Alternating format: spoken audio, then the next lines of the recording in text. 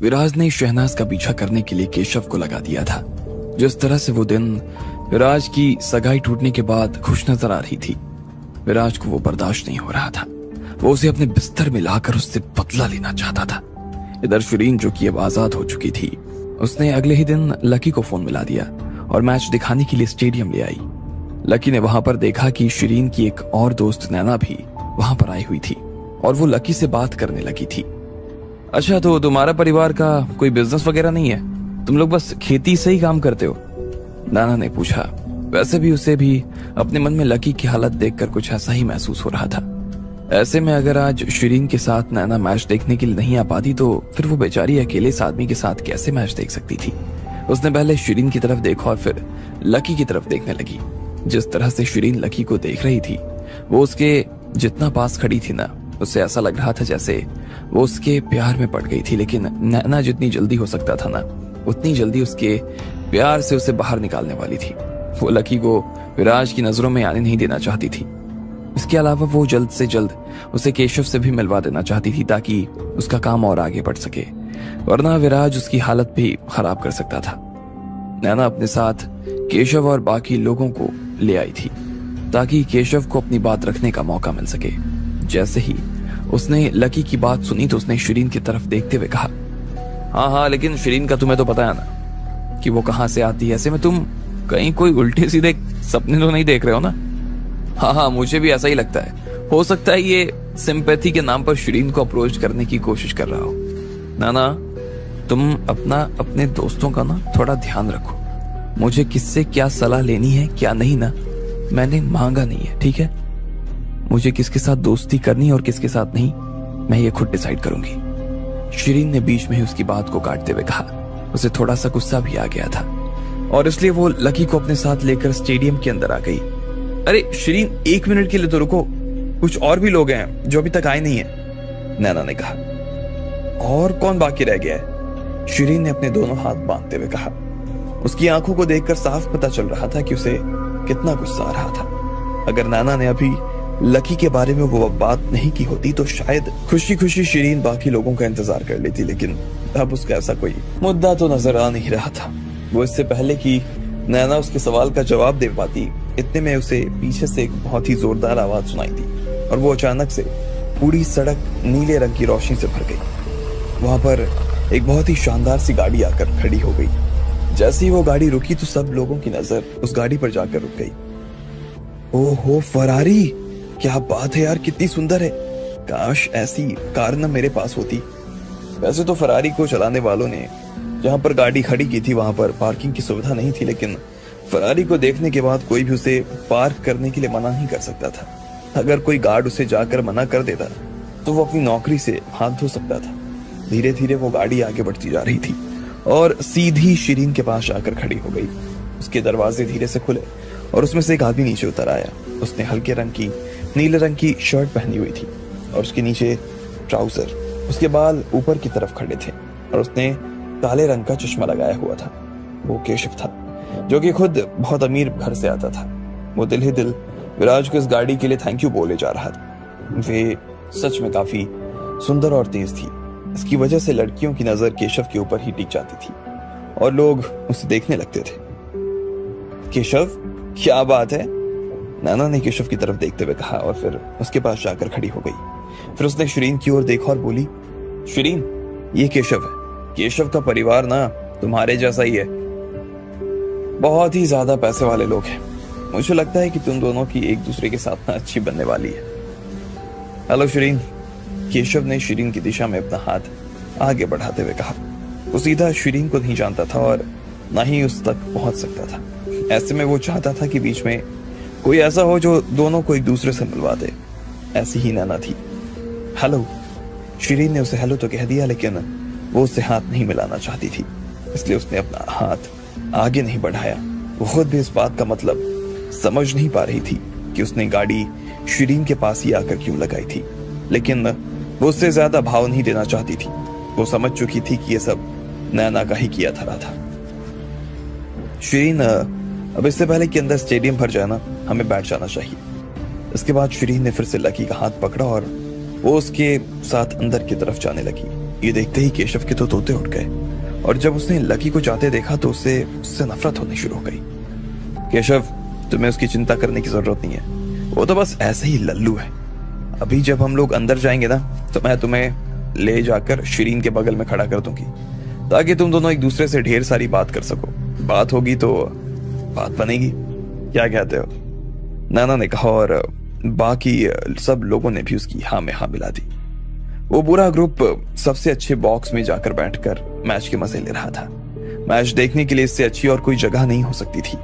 वहां पर उन्हें कोर्ट के अंदर भी और बाहर सब कुछ नजर आ रहा था। वहां पर शिरीन और केशव तो बैठे ही थे, और उन्हें इस तरह की जगहों पर बैठने की आदत भी थी। लेकिन बाकी लोग जो उनके साथ में थे, उनके घर वालों के पास ज्यादा पैसे नहीं थे। उन्हें तो मजा आ गया था। ये तो सबसे बढ़िया जगह बैठने के लिए है, इसको हमारे लिए केशव ने बुक किया है, हर कोई इस बॉक्स को बुक भी नहीं कर सकता है। जैसे ही नैना ने ये बात कही तो तुरंत बाकी लोगों ने चिल्लाते हुए कहा, अरे वाह केशव भाई, आपका बहुत बहुत शुक्रिया, थैंक यू केशव भाई, वाकई मजा आ गया केशव भाई। लेकिन शिरीन उनमें से किसी की भी बात नहीं सुन रही थी। वो और लकी शीशे के पास अपनी कुर्सी लगाकर बैठे थे। उन्हें मैच देखने में काफी मजा आ रहा था, और वो दोनों आपस में हर थोड़ी देर के बाद बात कर रहे थे। ये सब देखकर केशव का तो मुंह ही उतर गया, और उसने गहरी सांस ली। उसकी सांसें देखकर ऐसा लग रहा था जैसे वो ठीक महसूस नहीं कर रहा था। उसे समझ नहीं आ रहा था कि आखिर शिरीन को इस फटीचर के अंदर ऐसा क्या नजर आने लगा। केशव को समझ नहीं आ रहा था। केशव ने नैना की तरफ देखा और उसे इशारे करने लगा। नैना शिरीन के पास में आ गई और जाकर बोली, शिरीन, ये अपने आप में बहुत बड़ी बात है कि आज केशव हमारे साथ मैच देखने के लिए आया है। तुम्हें कम से कम उसकी बात तो सुननी चाहिए, उससे बात करनी चाहिए तुम्हें। हो सकता है वाइव्स मैच हो जाए तुम दोनों की। इतने में केशव भी नैना के पास आ गया और बोला, ऐसे शिरीन जी, मेरे पापा भी एक प्रोजेक्ट के लिए ना एक पार्टनर की तलाश कर रहे हैं, क्या हम उस बारे में बात कर सकते हैं? मुझे लगता है कि रिपल्सिव, सॉरी केशव, लेकिन मैं बिजनेस के बारे में कुछ ज्यादा जानती नहीं। अगर तुम इस बारे में बात करनी हो तो मेरे पापा से मिलकर आ सकते हो तुम, वो बेहतर जानते हैं इस बारे में, शिरीन ने केशव से कहा। उसके बाद उसने केशव से बात करना बंद किया और लकी से बात करनी शुरू कर दी। केशव को इस बात पर थोड़ा सा गुस्सा आ गया। शिरीन भी जानबूझकर उसे ठीक से बात नहीं कर रही थी, लेकिन वो इतना बड़ा आदमी था कि उसे कोई इतनी आसानी से गुस्सा नहीं दिला सकता था। इधर केशव को इस हाल में देखकर नैना को भी काफी चिंता हो रही थी। आज वो सिर्फ और सिर्फ इस काम के लिए केशव को लेकर आई थी, लेकिन अब जब काम ही नहीं हो पा रहा था और वो शिरीन बस एक फटीचर आदमी से बात किए जा रही थी और उसने केशव को एक तरफ कर दिया था। केशव को अब समझ आ रहा था कि उसकी असली समस्या थी लकी, वो फटीचर। नैना लकी के पास गई। उसने उसके शर्ट पर हाथ रखा और फिर घिन भरी नजरों से लकी की तरफ देखते हुए बोली, लकी, अब तुम 1 मिनट के लिए इधर आ सकते हो, मुझे तुमसे कुछ जरूरी बात करनी है। लेकिन लकी उसकी बात सुनकर खड़ा नहीं हुआ। उसने सिर्फ नैना की तरफ देखा और वहीं से बैठे बैठे बोला, मेरी शर्ट मत खींचो। ये सुनकर फिर से नैना को गुस्सा आ गया और उसने कहा, ओए, तू मुझे मत सिखा कि मुझे क्या करना है और क्या नहीं, समझा? तुझे दिखाई नहीं दे रहा कि केशव शिरीन से बात करने की कोशिश कर रहा है, लेकिन तू बार बार ना बीच में आ रहा है। अब अगर तू यहाँ से हटेगा तो ही तो ये बात कर पाएंगे ना। इतने में शिरीन को ये सब सुनकर काफी गुस्सा आ गया और उसने कहा, नैना, तुम लकी से इस तरह की बात कैसे कर सकती हो? लकी मेरा बहुत अच्छा दोस्त है, मेरी इच्छा होगी मैं उससे बात कर सकती हूँ, उसके साथ रह सकती हूँ। तुम्हें मेरी चिंता करने की बहुत ज्यादा जरूरत नहीं, समझी? जैसे ही शिरीन ने इतना बार कहा, उसके बाद नैना के पास में ज्यादा कुछ कहने के लिए बचा नहीं था। केशव अभी भी उनके पीछे बैठा था और उसे काफी गुस्सा आ रहा था। ठीक इसी वक्त फिर से किसी गाड़ी के इंजन की आवाज आने लगी। अचानक से सब लोग बॉक्स से बाहर निकले और खिड़की के पास जाकर खड़े हो गए। उन्होंने नीचे एक सफेद रंग की स्पोर्ट्स कार खड़ी हुई देखी। वहां पर थोड़ी ही देर में लोगों की भीड़ जमा हो गई। लकी और शिरीन भी खिड़की के पास आ गए और खिड़की से नीचे की तरफ देखने लगे। जैसे ही लकी ने उस गाड़ी को देखा तो उसका दिमाग खराब हो गया। ये तो वही फरारी थी जो मैंने खरीदी थी। इधर बाकी लोगों ने जब उस गाड़ी को देखा तो उसकी आंखें खुली की खुली रह गई। यार, कितनी शानदार गाड़ी है यार, देखो जरा। मुझे तो लग रहा है कि केशव जो गाड़ी लेकर आया है ना, सबसे ही शानदार है। लेकिन इस गाड़ी को देखकर, इसकी आवाज सुनकर ऐसा लग रहा है जैसे केशव की गाड़ी तो इसके आगे कुछ भी नहीं है। हाँ, अब मुझे भी ऐसा ही लग रहा है। अचानक से नैना को गुस्सा आ गया और वो बाकी लोगों की तरफ देखकर उन्हें चुप कराने का इशारा करने लगी। केशव अभी भी उन लोगों के बीच में ही खड़ा था। ऐसे में वो केशव की गाड़ी के बारे में इस तरह की बात कैसे कर सकते थे? लेकिन केशव को यह बात सुनकर जरा भी गुस्सा नहीं आ रहा था, क्योंकि वो गाड़ी उसकी थी ही नहीं। लेकिन वो खुद भी उस सफेद गाड़ी को लेकर काफी जलन भरी नजरों से देख जा रहा था। उसने धीरे से बड़बड़ाते हुए कहा, इस गाड़ी की परफॉर्मेंस तो मेरी गाड़ी से भी अच्छी है। जो लोग इस तरह की गाड़ी चला रहे होंगे वो तो विराज बना से भी बड़े आदमी होंगे। अचानक से ये सोचते ही केशव को कुछ याद आया और बोला, एक मिनट, ये गाड़ी उस गाड़ी जैसी नहीं लग रही जो अभी थोड़े महीने पहले। कौन सी गाड़ी? नैना ने उसकी बात को बीच में काटते हुए पूछा। अरे तुमने अभी कुछ महीने पहले ये न्यूज नहीं सुनी कि इटली से फरारी का प्रेसिडेंट खुद इंडिया में उसकी सबसे महंगी बिकने वाली फरारी को डिलीवर करने आया था। वो फरारी उसने दिल्ली में किसी को दी थी। केशव ने उस खबर को याद दिलाते हुए कहा। ये बात सुनकर लकी के भी कान खड़े हो गए। अब आगे क्या होने वाला था? कौन लेकर आया था लकी की ये गाड़ी यहाँ पर? क्या ये गाड़ी लकी के लिए आई थी? आपको क्या लगता है, क्या होंगे इन सभी सवालों के जवाब? कमेंट बॉक्स में कमेंट करके हमें जरूर बताएं। और सभी सवालों के जवाब को जानने के लिए सुनते रहिए इंस्टा मिलियनेयर सिर्फ पॉकेट एफएम पर। लकी को लेकर शिरीन मैच देखने के लिए आ तो गई थी। असल में उसे भी उसकी ही एक दोस्त नैना ने बुलाया था, लेकिन उसे मालूम नहीं था कि नैना उसके साथ में केशव को भी लेकर आ रही थी और ये सब उन दोनों को मिलाने के लिए किया जा रहा था। केशव शिरीन से बात करने की कोशिश कर रहा था, लेकिन शिरीन उसकी बात पर ध्यान ही नहीं दे रही थी। इतने में नीचे एक और फरारी आकर खड़ी हो गई। लकी ने देखा ये तो उसकी ही फरारी थी।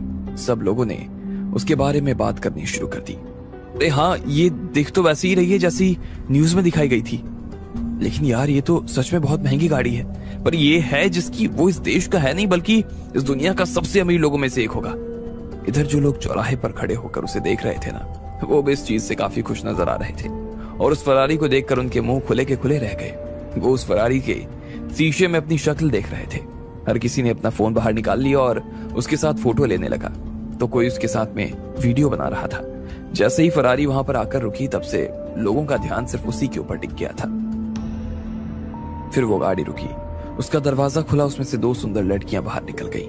उन्होंने काले रंग की शर्ट पहनी हुई थी। सच में वो काफी सुंदर नजर आ रही थी। वो लड़की और कोई नहीं बल्कि हिमांशी थी और उसके साथ में जो दूसरी लड़की थी वो कोई और नहीं बल्कि पूजा थी।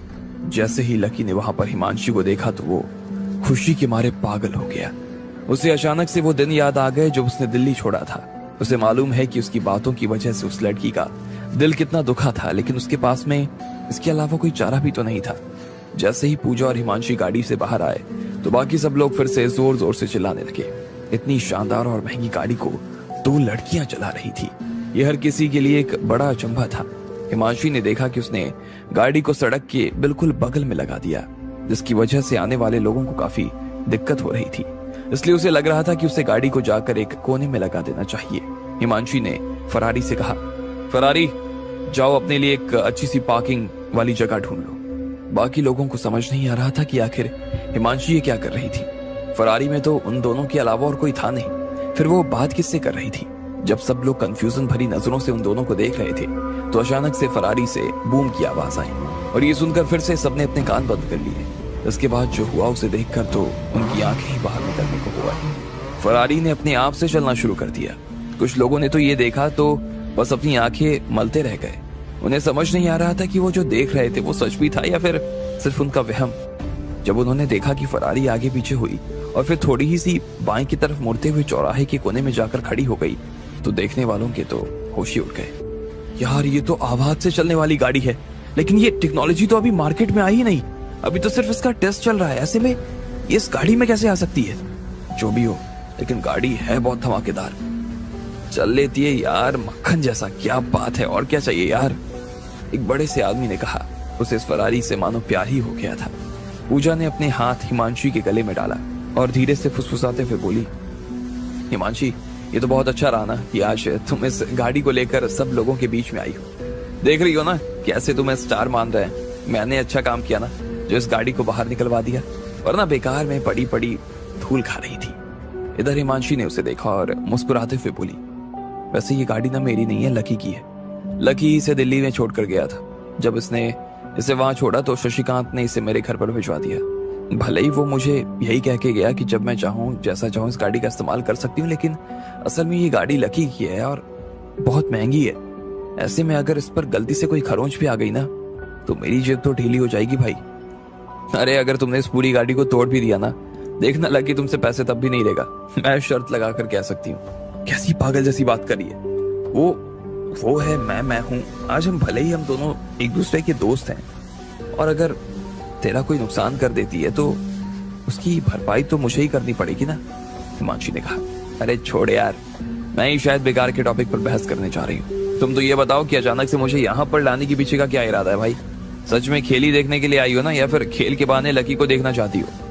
मैंने तुमसे गाड़ी में भी कहा ना, सिर्फ यहाँ खेल देखने के लिए आई हूँ। मेरा यहाँ आने और लकी का आपस में कोई संबंध ही नहीं है यार, हिमांशी ने कहा। अच्छा, लेकिन अब जब तुम उसकी गाड़ी को लेकर यहाँ आ ही गई हो तो तुम्हें ऐसा नहीं लगता कि लकी से इसी बहाने मिल भी लिया जाए?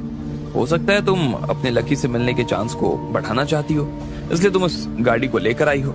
हालांकि हिमांशी ने अपनी पूरी कोशिश की कि वो जितना हो सके लकी को भूल जाए और उसे याद ना करे और ना ही उसे परेशान करे। शायद वो अपने दिल में इस बात को मान भी ली थी और लकी कभी एक दूसरे के साथ में नहीं हो सकते थे, ऐसा वो समझ भी चुकी थी। इधर भीड़ ने फरारी के पास में फिर से जमा होना शुरू कर दिया। कुछ लोगों ने अपना लाइव शुरू कर दिया और वो लोग फरारी फैज को ये वीडियो दिखा रहे थे। कुछ लोगों ने उसके साथ में सेल्फी लेना शुरू कर दिया और वो लोग फरारी की हर डिटेल को बहुत ही ध्यान से देख रहे थे, लेकिन कोई भी उसे हाथ लगाने की जुर्रत नहीं कर रहा था। हर किसी को ऐसा लग रहा था जैसे अगर वो उसे हाथ लगाएंगे तो हो सकता था कि वो गंदी हो जाए। कुछ लोगों का दिमाग अलग से ही खुराफात करने में लगा था। उन्हें ऐसा लग रहा था कि हिमांशी ने जो पासवर्ड गाड़ी को खोलने के लिए इस्तेमाल किया था, उसका इस्तेमाल वो खुद भी कर सकते थे और गाड़ी को चला सकते थे। ऐसे में उनमें से कुछ लोगों ने इस चीज को करने की कोशिश करनी शुरू कर दी। फरारी दरवाजा खोलो, फरारी पीछे हो जाओ, फरारी चालू हो जाओ। बाकी लोगों ने देखा कि उन सबके इतने सब बोलने के बाद भी फरारी चालू नहीं हो रही थी। इधर केशव अब उस गाड़ी की तरफ देख भी नहीं रहा था, लेकिन बाकी सब लोग अभी भी उसी गाड़ी को देखे जा रहे थे, उसकी तारीफ कर रहे थे। सच में काफी सुंदर लग रही थी। वैसे शिरीन, मैंने सोचा ना कि आज मैं आपको अपने साथ बाहर ले आऊं। मेरी अभी एक दोस्त से बात हुई थी और उसका अस्तबल खाली पड़ा हुआ था। क्या हम वहां पर हॉर्स राइडिंग के लिए चल सकते हैं? मेरे दोस्त ने आज हम दोनों के लिए ना 2 टीचर भी रिजर्व में रखे हुए हैं, तो क्यों ना हम लोग साथ में चलें? केशव ने कहा। असल में ये सब विराज ने उसके लिए किया था। उसकी कोशिश यही थी कि वो जल्द से जल्द इस काम को खत्म कर दे, इसलिए वो उसे अस्तबल में लेकर वहां पर उसे शराब पिलाता और विराज के हवाले कर देता। नहीं है, तुम जाना चाहो तो जा सकते हो, मैं और लकी यहीं पर बैठकर मैच देखना पसंद करेंगे, शिरीन ने बहुत ही फीके सुर में कहा। उसे केशव से कोई लेना देना तो था नहीं और ना ही वो उसकी तरफ देखना भी चाहती थी। नैना ने तुरंत उसकी तरफ देखा और उसे चेताते हुए बोली, देखो शिरीन, ऐसा मत करो, ये जो तुम कर रही हो ये बहुत गलत कर रही हो। केशव यहाँ पर सिर्फ तुम्हारे लिए आया था, उसने जो राइड बुक की थी वो भी सिर्फ तुम्हारे लिए ही की थी। अगर ऐसे में तुम उसके साथ ऐसा कुछ करोगी तो उसे बहुत बुरा लगेगा। शिरीन ने उसकी बात सुनी और एक पल के लिए उसे बस देखती रही। उसके बाद उसने गहरी सांस ली और लकी की तरफ देखते हुए बोली, ठीक है लकी, तो फिर हम लोग ना साथ में हॉर्स राइडिंग के लिए चलते हैं। ठीक है, तो फिर चलते हैं। इधर केशव को भी ये सुनकर खुशी हो गई और वो स्टेडियम से बाहर आने लगा। वो केशव की गाड़ी के बाहर आकर खड़े हो गए और केशव ने बाकी लोगों से कहा, चलो जिसको जहां जाना हो वो जा सकता है, मैं और शिरीन तो हॉर्स राइडिंग के लिए जा रहे हैं। इधर शिरीन ने फिर से लकी के कपड़ों को कसकर पकड़ लिया और उसने केशव की तरफ देखते हुए कहा, तुम क्या कहना चाहते हो? तुम क्या मेरी और अपनी बात कर रहे थे? मैं तो अपनी और लकी की बात कर रही थी। मैं लकी के साथ वहां जाने वाली हूँ। ये सुनकर तो केशव अंदर तक जल भुनकर खाक हो गया। फिर भी उसने अपने चेहरे के ऊपर मुस्कान बनाए रखी और उसने ये उसी मुस्कान के साथ कहा, देखो शिरीन, मेरे दोस्त ने मुझे यही कहा था कि ये स्पेशल ट्रीटमेंट वो सिर्फ मुझे और तुम्हें देने वाला है। ऐसे में ये हमारे साथ नहीं आ सकता, सॉरी। हाँ शिरीन, तुम इसे यहीं पर छोड़ दो ना, तुम केशव के साथ निकल जाओ, हम लोग इसे अपने साथ में ले जाएंगे। इधर से नाना ने बीच में कूदते हुए कहा, हाँ शिरीन, तुम निकल जाओ केशव के साथ, वैसे भी ये फटीचर तुम्हारे साथ रहने के लायक नहीं है। केशव भाई, और इसमें जमीन आसमान का अंतर है। इतने में केशव की भी थोड़ी हिम्मत बढ़ गई और वो लकी के पास आया और उसने कंधे पर हाथ रखते हुए कहा, तू सुन रहा है ना सब लोग क्या कह रहे हैं? तेरी इतनी हिम्मत कैसे हुई कि तू ये सोच सके कि शिरीन तेरे साथ आएगी? तू आया कहां से रे? लकी भी इधर केशव को अपने से दूर करने की कोशिश कर रहा था, लेकिन उससे पहले ही शिरीन ने उसे धक्का दे दिया। शिरीन लकी के आगे आकर खड़ी हो गई और उसने केशव को उंगली दिखाते हुए कहा, ये सब क्या कर रहे हो? बोल दिया ना मैं तुम्हारे साथ नहीं आने वाली हूं तो नहीं आने वाली हूं, बात खत्म हुआ ना, अब चलो तुम यहां से निकलो। लेकिन शिरीन, मैं तो... केशव अपनी बात पूरी भी नहीं कर पाया था कि इतने में शिरीन ने उसे बीच में ही रोकते हुए उसे जाने का इशारा कर दिया। केशव सच में शिरीन के इस तेवर से परेशान हो गया था। वो बड़ी मुश्किल से अपने गुस्से को थाम पा रहा था। उसने जब शिरीन के गुस्से से भरे हुए चेहरे को देखा तो उसे समझ आ गया कि वो उसके साथ में जाने वाली नहीं थी। इसलिए उसने उससे माफी मांगते हुए कहा, ठीक है शिरीन, मुझसे गलती हो गई तो मुझे माफ कर दो, लेकिन प्लीज ऐसे गुस्सा मत करो। हाँ, हम सब तो वैसे भी दोस्ती है ना, एक आध शब्द किसी को इधर उधर कहने में जाता ही क्या है। शिरीन, तुम केशव पर इतना नाराज मत हो जाओ। केशव सच में बहुत अच्छा आदमी है। चलो आओ हम सब उस सफेद वाली फरारी को जरा पास से चलकर देखते हैं, नाना ने कहा। शिरीन के पल के लिए अभी भी केशव को गुस्से से ही देख रही थी। इतने में कुछ लोग उस सफेद फरारी के पास में आकर खड़े हो गए और सब लोग उसे अपनी आवाज से चालू करने की कोशिश कर रहे थे। उन्हें ऐसा लग रहा था जैसे वो उसे आवाज से चालू कर सकते हैं। ये तो बहुत सही बात है ना, इस गाड़ी का मालिक इसे सिर्फ अपनी आवाज से चालू कर सकता है। चलो हम भी कोशिश करके देखते हैं, नाना ने कहा और खुद भी आगे बोली। लेकिन गाड़ी आगे नहीं बढ़ी। अब आगे क्या होने वाला था? या लकी उनके सामने इस गाड़ी को चालू कर देता और सबको चौंका देता? आपको क्या लगता है, क्या होंगे इन सभी सवालों के जवाब? कमेंट बॉक्स में कमेंट करके हमें जरूर बताएं और सभी सवालों के जवाब को जानने के लिए सुनते रहिए स्टबलिन सिर्फ पॉकेट एफएम पर। लकी की फरारी में से पूजा और हिमांशी बाहर निकल आए थे। वो यहाँ पर सिर्फ खेल खेलने के लिए आए थे, लेकिन पूजा को ऐसा लग रहा था जैसे हिमांशी लकी से मिलने के लिए आई थी। वो लोग गाड़ी पार्क करके अंदर आ गए। इधर केशव काफी देर से शिरीन को मनाने की कोशिश में लगा था। वो उसे अपने साथ हॉर्स राइडिंग के लिए ले जाना चाहता था, लेकिन वो उसके साथ में नहीं जाना चाहती थी। ऐसे में नैना ने जब शिरीन को समझाने की कोशिश की तो भी वो नहीं मानी। केशव उससे ज्यादा गुस्सा नहीं होना चाहता था, ना ही उसे ज्यादा गुस्सा दिलाना चाहता था। इसलिए उसने सोचा कि वो जिद छोड़ देगा और फिर सब लोग उस सफेद फरारी के पास आ गए। हर किसी ने उसे अपनी आवाज से खोलने की कोशिश की, लेकिन वो थी कि खुलने का नाम ही नहीं ले रही थी। केशव शिरीन के पास आया और उसने कहा, मुझे लगता है ना शिरीन की इसे खोल कर देख सकती है। शिरीन, तुम इसे एक बार अपनी आवाज से खोलने की कोशिश करो ना। शिरीन को भी लग रहा था कि जब बाकी लोग उस फरारी के साथ में इतने मजे कर रहे थे तब उसे भी उसके साथ खेलना चाहिए था।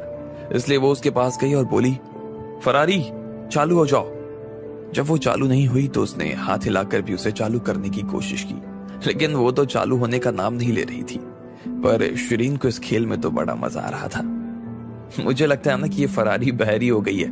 देखिए ना, इतनी मीठी सी आवाज भी सुन नहीं पा रही है, केशव ने मुस्कुराते हुए कहा। मैं भी फिर से एक बार कोशिश करती हूँ। फरारी चालू हो जा। फिर से नैना ने कोशिश करते हुए कहा, चालू हो जा फरारी। हाँ फरारी, तुझे तेरी माँ की कसम चालू हो जा, चालू हो जा। हर कोई चिल्लाया जा रहा था सिवाय लकी के। वो शांत से सब लोगों को इस तरह से फरारी के सामने चिल्लाते हुए देख रहा था, लेकिन वो कुछ नहीं कह रहा था। भाई तुम भी एक बार कोशिश करके देख ही लो, क्या पता चालू हो जाए। केशव ने लकी की तरफ देखते हुए कहा और उसके मजे लिए, लेकिन लकी ने उसकी बात नहीं सुनी। वो सिर्फ इधर उधर देख रहा था। लकी, एक बार कोशिश करके तो देखो, देखो ना कितना मजा आ रहा है, सब खेल रहे हैं, तुम भी आ जाओ। शिरीन ने लकी के पास आते हुए कहा, नहीं, मेरा मन नहीं है, तुम लोग खेलो, मुझे देखने में अच्छा लग रहा है। लकी ने कहा और फिर नाम ही अपना सिर हिला दिया। अगर वो अपनी जुबान से बोल देता ना, वो गाड़ी चालू हो जाती और बाकी लोगों को खड़े खड़े हार्ट अटैक आ जाता। और उसे लग रहा था कि इस वक्त गाड़ी लेकर हिमांशी आई हुई थी, तो ऐसे में वो उसे चालू कैसे कर सकता था। और फिर उसका ध्यान हिमांशी की तरफ ज्यादा था। वो इस कश्मकश में उलझा था कि उसे हिमांशी से मिलना चाहिए या नहीं। अगर वो उससे मिलता भी तो किस मुंह से मिलता, उसे ये समझ नहीं आ रहा था। इधर जब लकी बाकी लोगों को ऐसा करते देख रहे थे तो वहां से वो भागने की फिराक में था, मगर तभी नैना और बाकी लोग ने उसे देखा और कहा, अरे यार ये क्या बात हुई? हाँ देखो ना, ये सब लोग खेल रहे हैं और तुमको सिर्फ इतना ही कहने में दिक्कत हो रही है। भाई इतना कह दोगे तो थोड़ी ना कुछ चला जाएगा यार। हाँ यार, इस आदमी ने तो मेरा मूड ही खराब कर दिया, अब मेरा मूड भी खेलने का मन नहीं कर रहा है, केशव ने कहा। वो अब की बार फिर से लकी से नाराज हो गया, लेकिन वो ऐसा दिखा नहीं सकता था। वो किसी भी हाल में शिरीन को ऐसा महसूस नहीं होने देना चाहता था। वो लकी से नफरत करता था, ये शिरीन को मालूम नहीं हो सकता था। इसलिए केशव लकी के पास आया और धीरे से उसके कान में बोला, अबे कथे फटीचर, तेरा दिमाग ठीक से काम नहीं कर रहा क्या? या बेकार में तुझे ना लोगों को नाराज करने में मजा आता है? सिर्फ एक लाइन बोलने में क्या तुझे मौत आएगी? क्या बेकार आदमी है यार तू? तुझे लगता है क्या है कि तेरे बोलने से फरारी चालू हो जाएगी? जब वो चालू होने ही वाली नहीं है तो फिर तुझे बोलने में मौत क्यों आ रही है? ये सुनते ही शिरीन को गुस्सा आ गया और वो इस बात के लिए केशव को बहुत बुरी तरीके से सुनाने के बारे में सोच रही थी, लेकिन लकी ने उसे शांत कराने के लिए उसके कंधे पर हाथ रख दिया।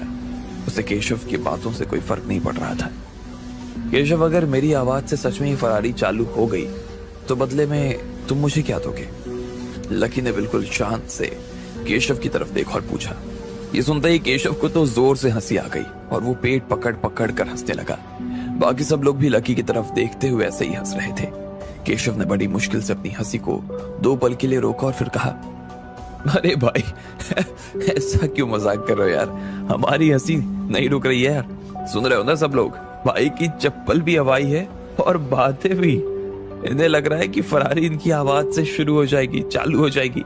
मैंने ऐसा पीस ना अपनी जिंदगी में कभी नहीं देखा यार। क्या गजब आदमी है। लकी को भी उसकी बात सुनकर थोड़ी सी हंसी आ गई और फिर उसने केशव की तरफ देखते हुए कहा, देखो ये मेरे सवाल का ना जवाब नहीं है। मैंने पूछा कि अगर इस फरारी को मैंने अपनी आवाज से चालू कर दिया तो बदले में तुम मुझे क्या दोगे?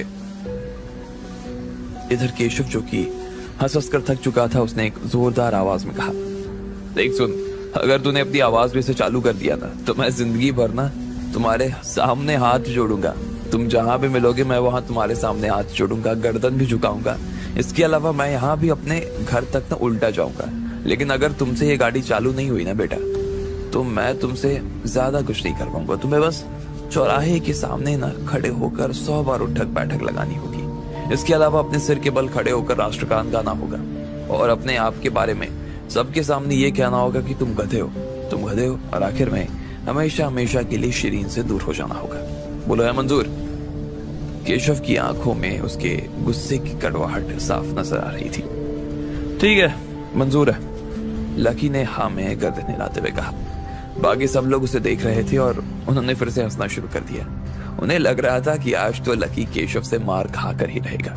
लकी जैसा फटीचर आदमी अपनी आवाज से इस फरारी को कैसे चालू कर सकता था? यार ये तो बहुत बड़ी बेवकूफी कर रहा है। हाँ, मुझे भी यही लग रहा है। ये बहुत बुरी तरीके से मरने वाला है भाई। लकी इस गाड़ी की मालकिन वो लड़की है और वो अभी अभी यहाँ पर आई है और फिर अंदर चली गई है। अगर तुम्हें इसे चालू करना है ना तो फिर तुम्हें उसी लड़की की आवाज में इसे कहना होगा, फरारी चालू हो जा। शिरीन का दिल तो लकी के लिए काफी चिंतित हो उठा था। वो लकी के पास गई और धीरे से उसकी कमर में हाथ डालते हुए बोली, लकी मेरी बात सुनो, उससे शर्त लगाकर बेकार में उलझने का कोई मतलब नहीं है। मुझे लगता है कि हमें निकलना चाहिए यहाँ से। नहीं शिरीन, तुम मेरे साथ खड़ी रहो और बस देखो। मेरी चिंता करने की जरूरत नहीं है, तुम बस देखती जाओ। लकी ने मुस्कुराते हुए कहा और फिर फरारी के सामने जाकर खड़ा हो गया। उसने बड़े प्यार से उसे छुआ और फिर केशव की तरफ देखने लगा। उसके बाद उसने मुस्कुराते हुए कहा, केशव अभी जो कहा है ना उसे भूलना मत। फिर लकी ने फरारी की तरफ देखा और बोला, फरारी स्टार्ट। जैसे ही लकी ने इतना पर कहा कि इतने में फरारी की लाइट चालू हो गई। देखने वालों के दिल की धड़कनें तो थम गई और वो लोग बस फरारी को शक भरी नजरों से देखने लगे। क्या सच में लकी की आवाज से चालू हो जाने वाली थी वो फरारी? उनके दिल से ये शक धुल ही रहा था कि इतने में फरारी चालू हो चुकी थी और एक जोरदार बूम की आवाज आई। सब लोगों के कान के पर्दे फटने लगे। जो लोग फरारी के पास में खड़े थे वो तो उसकी आवाज सुनकर एक बार के लिए नीचे ही गिर गए। उस फरारी की आवाज सुनकर ऐसा लग रहा था जैसे कोई शेर कुर्रा रहा हो और उसकी लाइट बहुत तेज चमक रही थी। बाकी सब लोगों के मुंह से लकी के लिए तारीफें निकलनी शुरू हो गई और सब लोग लकी को बहुत ही चमकती हुई नजरों से देख रहे थे। फरारी तो चालू हो गई भाई। बाप रे, ये तो सच में चालू हो गई। क्या बात है यार, क्या किस्मत है ना भाई की। लकी ने केशव को देखा और केशव नैना और बाकी खड़े लोगों की तरफ देखने लगा। उनके चेहरे देखकर ऐसा लग रहा था कि उन्हें अभी तक इस बात पर विश्वास नहीं हो रहा था कि आखिर ये गाड़ी चालू हो गई थी। लकी भी हल्का सा कांप रहा था। बहुत दिनों बाद उसने अपनी गाड़ी चालू की थी। इधर केशव 2 कदम पीछे हट गया। लकी ने उसे देखा और मुस्कुराते हुए बोला, केशव मैंने गाड़ी चालू कर दी है, अब तुम भी अपना प्रॉमिस पूरा करो, चलो। क्या? एक पल के लिए तो केशव झटका खा गया। फिर उसने बड़ी मुश्किल से अपने आप को संभाला और इधर उधर देखने लगा। अचानक से उसे हंसी आने लगी और उसने लकी की तरफ देखते हुए कहा, साले फटीचर, तुझे क्या लगता है ये गाड़ी तूने चालू की? अबे जरा से टेक्निकल लूपहोल्स की वजह से ये गाड़ी चालू हो गई है बस। ऐसे में मैं अपनी शर्त क्यों पूरी करूं? जैसे ही केशव ने इतना कहा तो शिरीन उसके पास में आई और बोली, केशव तुम कितने बेशर्म आदमी हो। तो आदमी हो ही नहीं। लकी चलो यहाँ से, मुझे इस आदमी का चेहरा भी नहीं देखना है, चलो। शिरीन ने लकी का हाथ पकड़ा और उसे ले जाने लगी, लेकिन लकी वहां से हिलने को राजी नहीं था। उसने शिरीन की तरफ देखा और कहा, नहीं नहीं, अभी इतनी भी देर नहीं हुई है कि इस मसले को सुलझाया ना जा सके। केशव, क्या तुम अपना किया हुआ वादा पूरा करने के लिए तैयार हो? लकी ने फिर से केशव की तरफ देखा और मुस्कुराते हुए पूछा। केशव उसकी बात सुनकर हंसने लगा और बोला, नहीं, मैंने जो कहा मैं वो नहीं कर सकता। अब बता, तू मेरा क्या कर लेगा? साले फटीचर, तू मुझे चैलेंज करने की कोशिश कर रहा है। ठीक है, तो फिर आगे जो होगा ना उसके लिए मुझे कोई दोष मत देना, ठीक है? लकी ने कहा और फिर फरारी की तरफ घूमकर बोला, दरवाजे खोलो।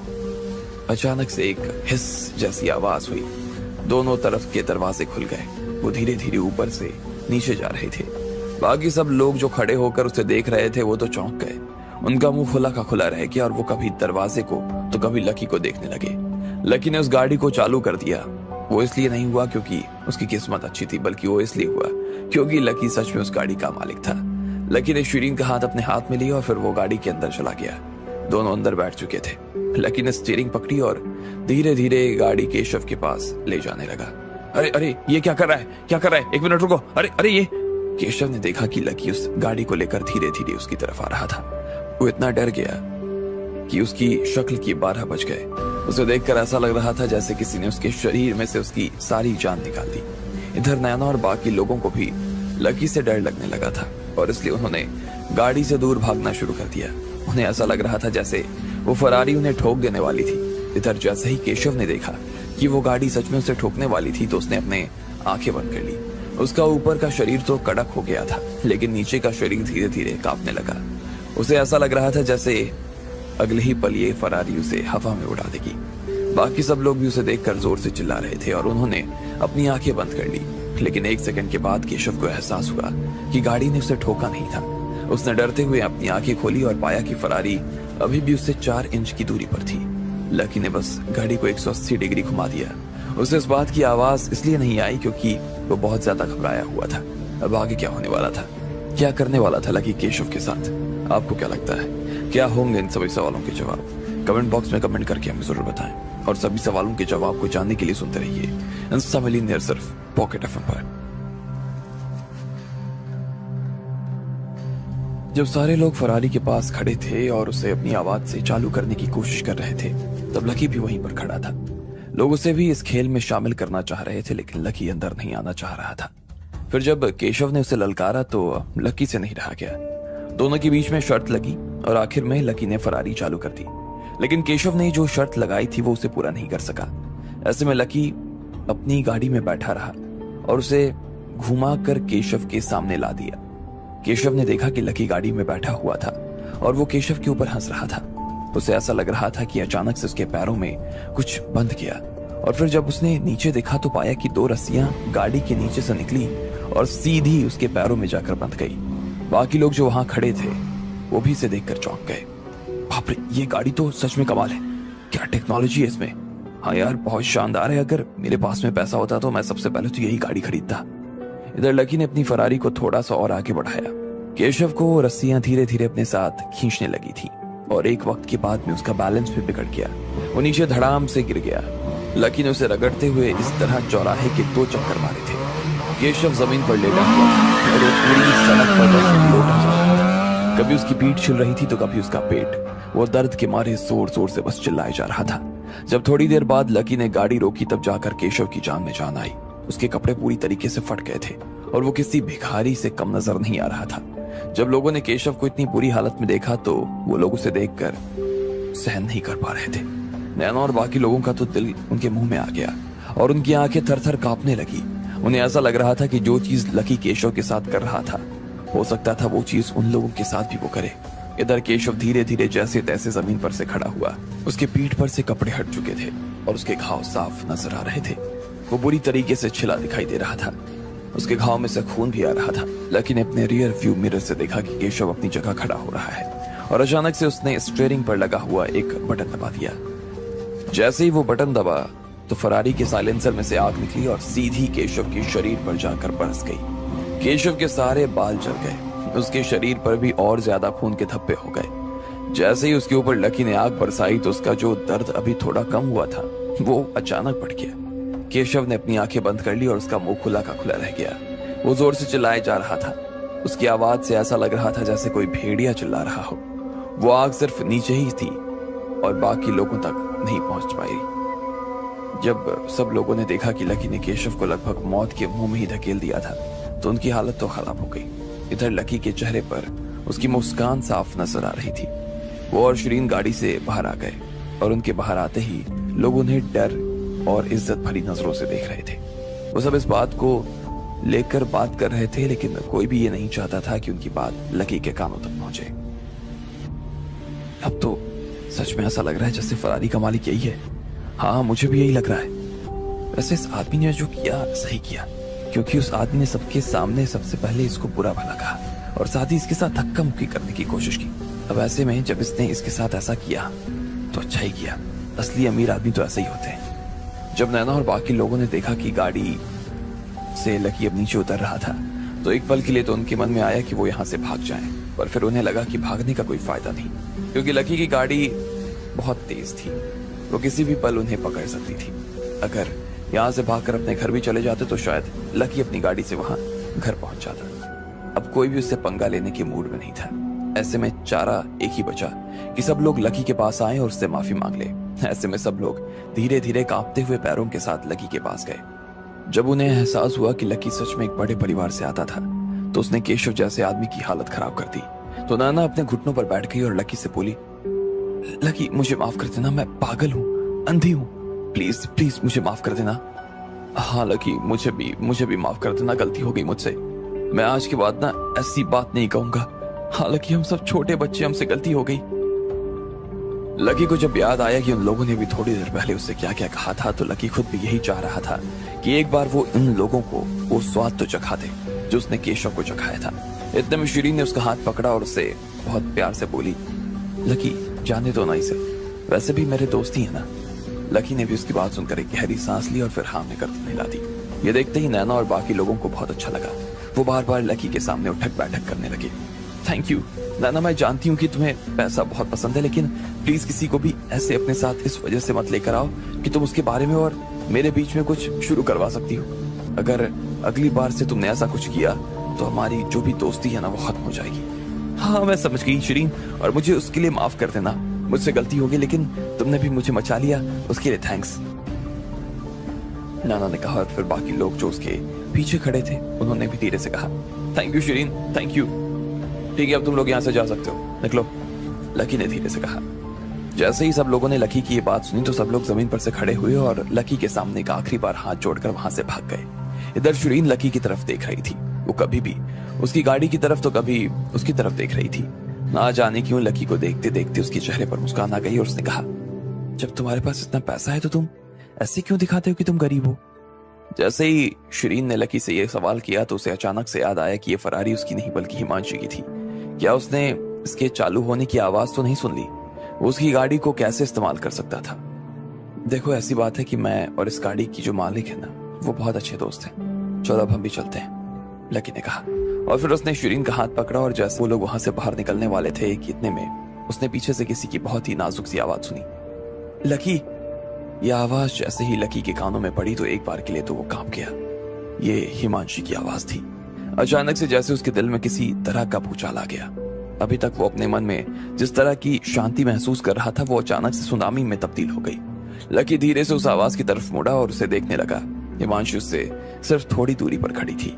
उसकी आंखें लकी के चेहरे पर टिकी हुई थी और उनमें लकी एक तरह की चमक देख पा रहा था।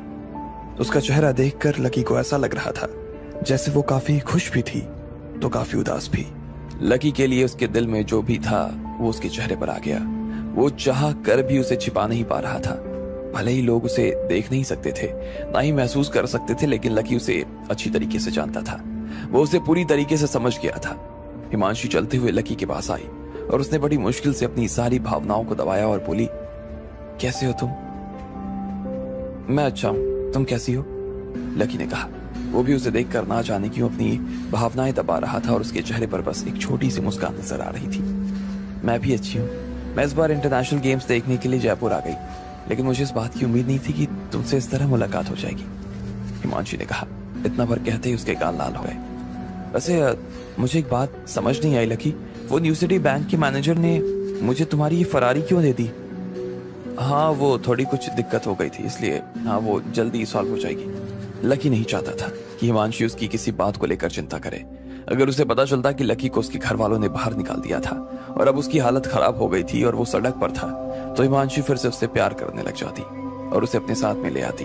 इधर लकी ने सोचा, जब ये फरारी मेरे पास आ गई थी तब मैंने इससे हिमांशी की आवाज भी रिकॉर्ड करवाई थी और मालिक के नाम में उसका भी नाम जुड़वा दिया था। अब हो सकता है कि अब जब मेरा खाता बंद हो गया हो तो न्यू सिटी बैंक के मैनेजर ने ये गाड़ी लाकर हिमांशी को दे दी हो। क्या तुम्हें राधिका मिली? हिमांशी ने फिर से पूछा।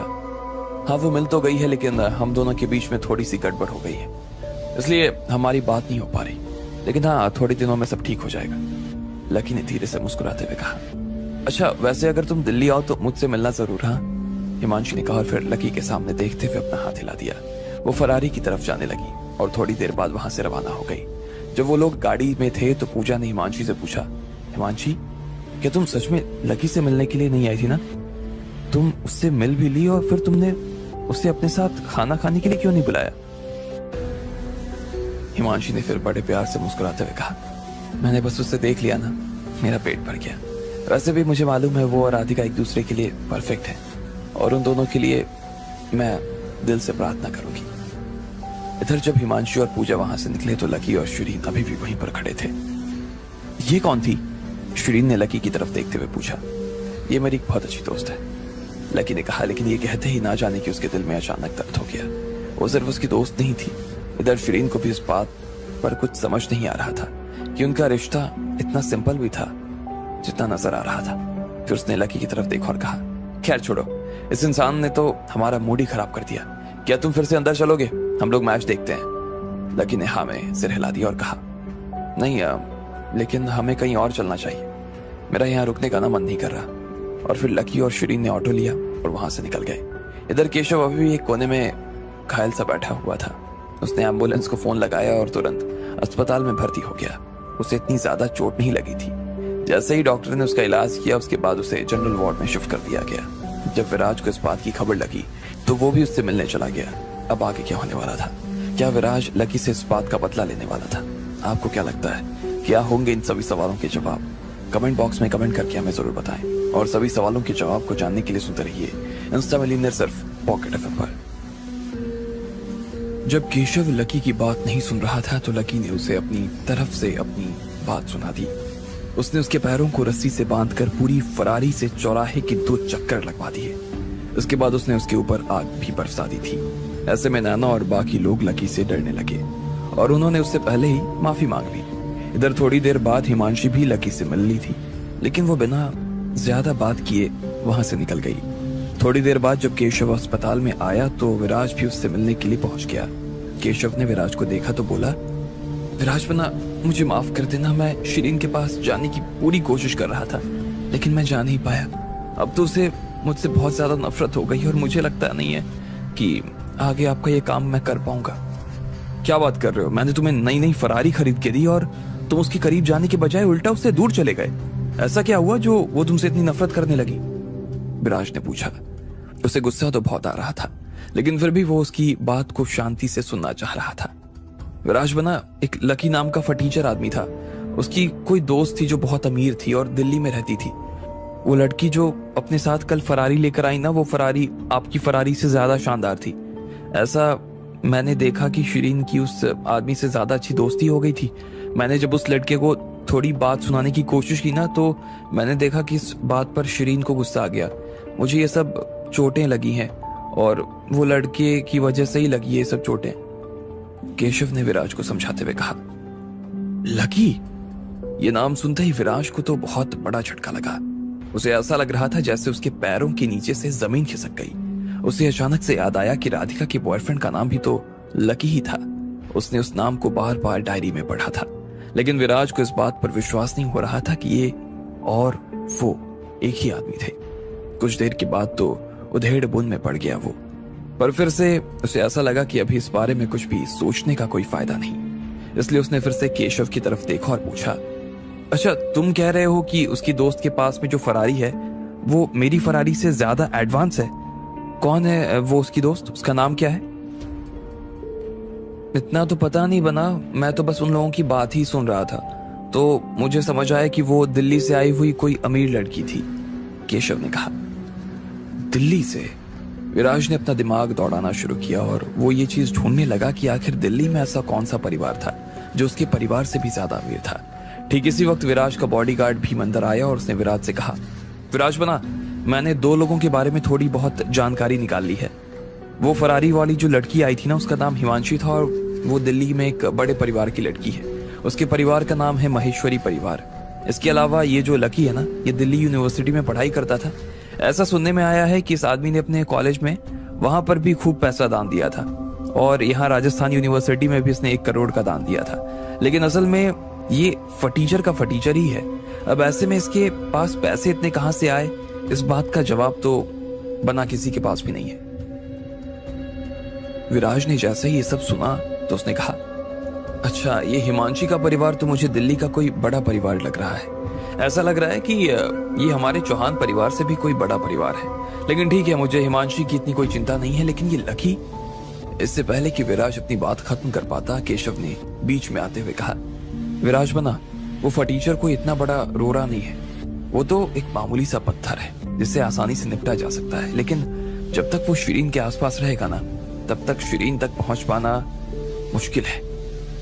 विराज ने फिर से 2 मिनट के लिए कुछ सोचा और बोला, ठीक है, अब अगर शिरीन के पास पहुंच पाना इतना मुश्किल है तो कोई बात नहीं, मैं भी शिरीन के पास नहीं जाना चाहता हूं। ये सुनते ही केशव एक बार के लिए चौंक गया। उसने विराज की तरफ देखा और बोला, विराज बना, क्या आप शिरीन को इतनी आसानी से अपने हाथ से जाने देना चाहते हो? विराज ने उसकी बात सुनी और खिड़की के बाहर देखने लगा। उसे ये बात याद आ रही थी कि जब वो उस दिन शिरीन से अपनी सगाई तोड़ रहा था तो काफी मुस्कुरा रही थी वो, और इसी बात का दर्द विराज के दिल में उठ रहा था। लेकिन आज उस दिन को याद करते हुए विराज को हंसी आ गई और उसने कहा, अरे नहीं यार, वो इतनी सुंदर चीज है, मैं कैसे कैसे उसे जाने दे सकता हूँ।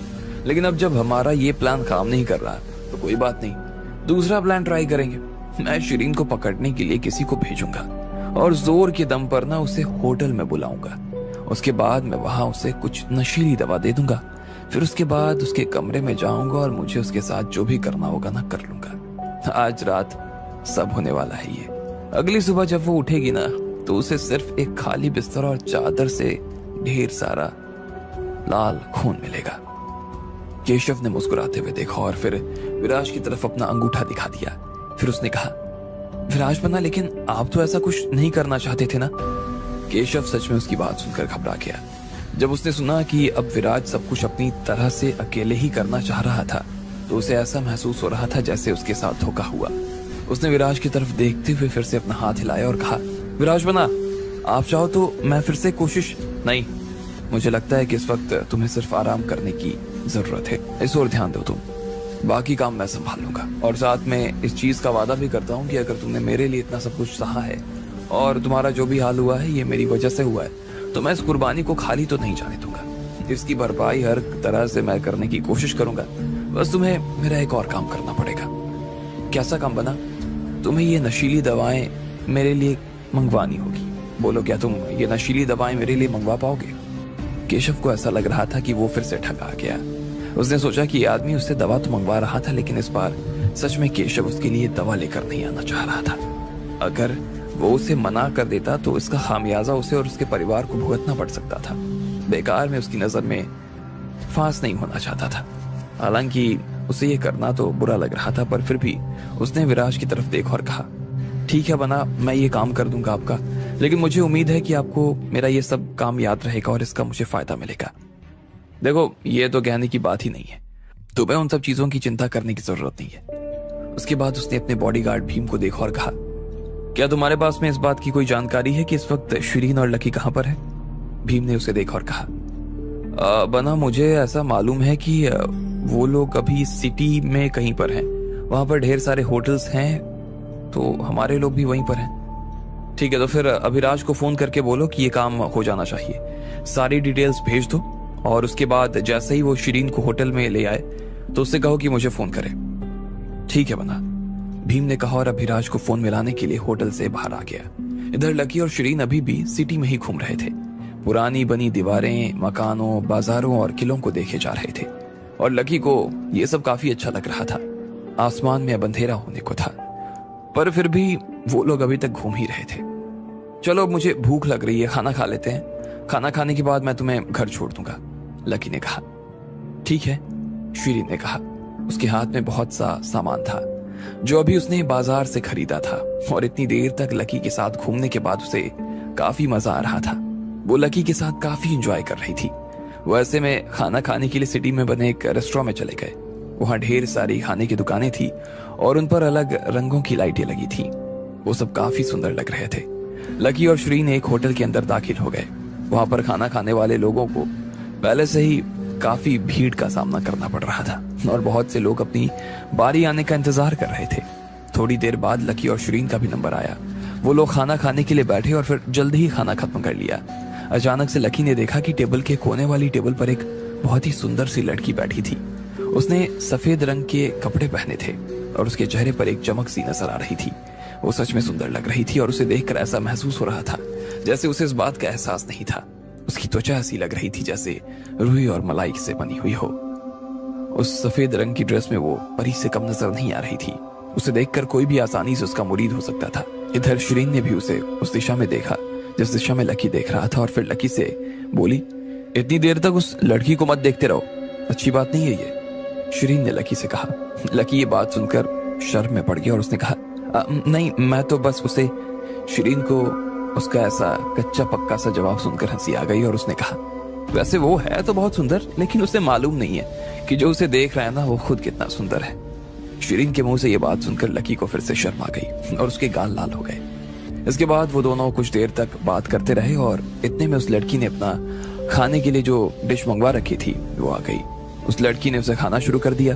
फिर जब लकी ने देखा कि वो औरत 40 साल के आसपास थी और काफी सुंदर नजर आ रही थी, ना सिर्फ लकी बल्कि सारे लोग जो वहां बैठे थे वो भी उसे काफी पसंद कर रहे थे और उसे देख रहे थे। उनमें से एक आदमी ने अपनी चॉपस्टिक से गलती से सिगरेट का बट उठाकर खा लिया था। बाद में जब उसे याद आया कि वो बट चबा रहा था तो उसने तुरंत उसे थूका और बाथरूम में चला गया। इधर लकी और शिरीन ने जैसे ही उसके साथ इस तरह की चीजें होती देखी तो उनके चेहरे पर तो हंसी आ गई। वो लोग फिर से अपने खाने में लग गए, लेकिन अचानक से जब उन्होंने देखा कि एक बार के बाद वो लोग वहां से उठकर जाने लगे तो ये चीज काफी अजीब नजर आ रही थी। इधर लकी देख रहा था। उसने देखा कि कई सारे वेटर्स कई सारे गेस्ट की टेबल के आसपास खड़े थे।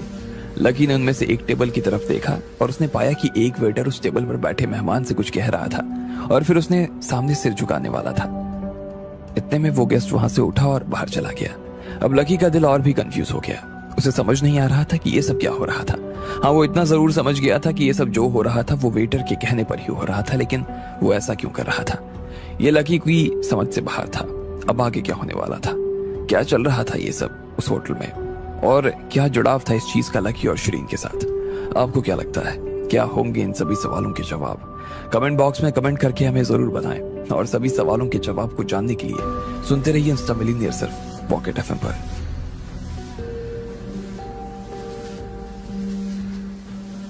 केशव इतनी सारी चोटें खाने के बाद में हॉस्पिटल आ चुका था। उधर विराज भी उससे मिलने के लिए आ गया।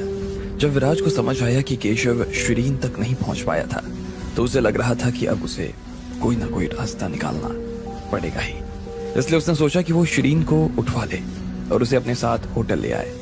इधर शिरीन और लकी भी काफी देर तक सिटी में घूमने के बाद एक होटल में खाना खाने आ गए। वहां एक सुंदर लड़की बैठी हुई थी, लेकिन थोड़ी देर बाद लकी ने देखा कि वहां के सब लोगों ने वहां से बाहर जाना शुरू कर दिया। लकी ने देखा कि ये सब वेटर के कहने पर हो रहा था, पर अचानक से ये सब क्या हो रहा था ये तो लकी को भी समझ नहीं आ रहा था। उसने सोचा कि अब जब सब लोग चले ही गए थे तो उसकी बारी भी आने ही वाली थी। जैसे ही वेटर उसके पास आया तो लकी को मालूम था कि वो उससे क्या कहने वाला था, लेकिन अभी तक वेटर उसके पास आया नहीं था, इसलिए लकी को चिंता नहीं थी। वो आराम से शिरीन के साथ खाना खा रहा था। बॉस, जल्दी से इधर आइए, एक वेटर ने अपने बॉस को बुलाते हुए कहा। वो वेटर उस सफेद ड्रेस वाली सुंदर सी लड़की के पास खड़ा था और थोड़ी ही देर बाद में उसका बॉस भी वहां आकर खड़ा हो गया। वो दोनों शायद उस सफेद ड्रेस वाली औरत को समझाने की कोशिश कर रहे थे, लेकिन फिर भी वो अपनी जगह पर से उठने को राजी नहीं थी। चलो चलकर देखते हैं वो क्या हो रहा है, लकी ने कहा। और फिर वो शिरीन के साथ में उस सफेद ड्रेस वाली लड़की की टेबल के पास जाकर खड़ा हो गया। वो वेटर और उसका बॉस उस लड़की को वहां से उठाने में ही लगे हुए थे और उन्हें पता ही नहीं चला कि कब लकी उनके पास आकर खड़ा हो गया। मैडम, हमने आपसे इस बात का प्रॉमिस किया तो है कि आपने जो कुछ भी खाया है हम उससे आपका पैसा नहीं लेंगे। आप प्लीज यहां से उठकर चले जाइए, उस मालिक ने समझाते हुए कहा। जी नहीं, मैं सिर्फ यहां पर बैठकर शांति से अपना खाना खाना चाहती हूँ, इसलिए आप लोग मुझसे दूर हो जाइए। जैसे ही मेरा खाना खत्म हो जाएगा मैं खुद यहां से उठकर चली जाऊंगी, सफेद ड्रेस वाली उस लड़की ने कहा। अरे मैडम, मैंने आपको एक ही बात को कितनी बार समझाया है, आपको क्या मेरी बात समझ नहीं आ रही? आप महिला हो, इसका मतलब ये थोड़ी है कि आप अपनी ही चलाओगी। मैं अभी आपको महिला गार्ड्स को बुलाकर यहां से हटवा देता हूं। ममता, सपना, जल्दी से आओ और इस औरत को यहां से बाहर निकालो। जी बॉस। जैसे ही वहां पर महिला गार्ड आ गई, लकी भी ये सब देख रहा था, लेकिन लकी को उस बॉस की ये सब बातें ठीक नहीं लग रही थी। वो उस औरत के साथ जबरदस्ती करने की कोशिश कर रहा था और साथ ही वो उसे यहां से बाहर निकालने वाला था। वो ऐसे औरत के साथ कैसे कर सकता था?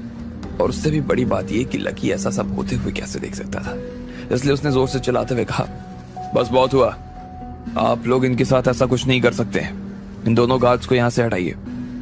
जैसे ही लकी ने इतना कहा, उसके बाद जाकर बॉस की नजर उस पर पड़ी। उस आदमी ने देखा कि वो कोई और नहीं बल्कि लकी था, तो डर के मारे घबरा गया। उसे विश्वास नहीं हो रहा था कि वो लकी था।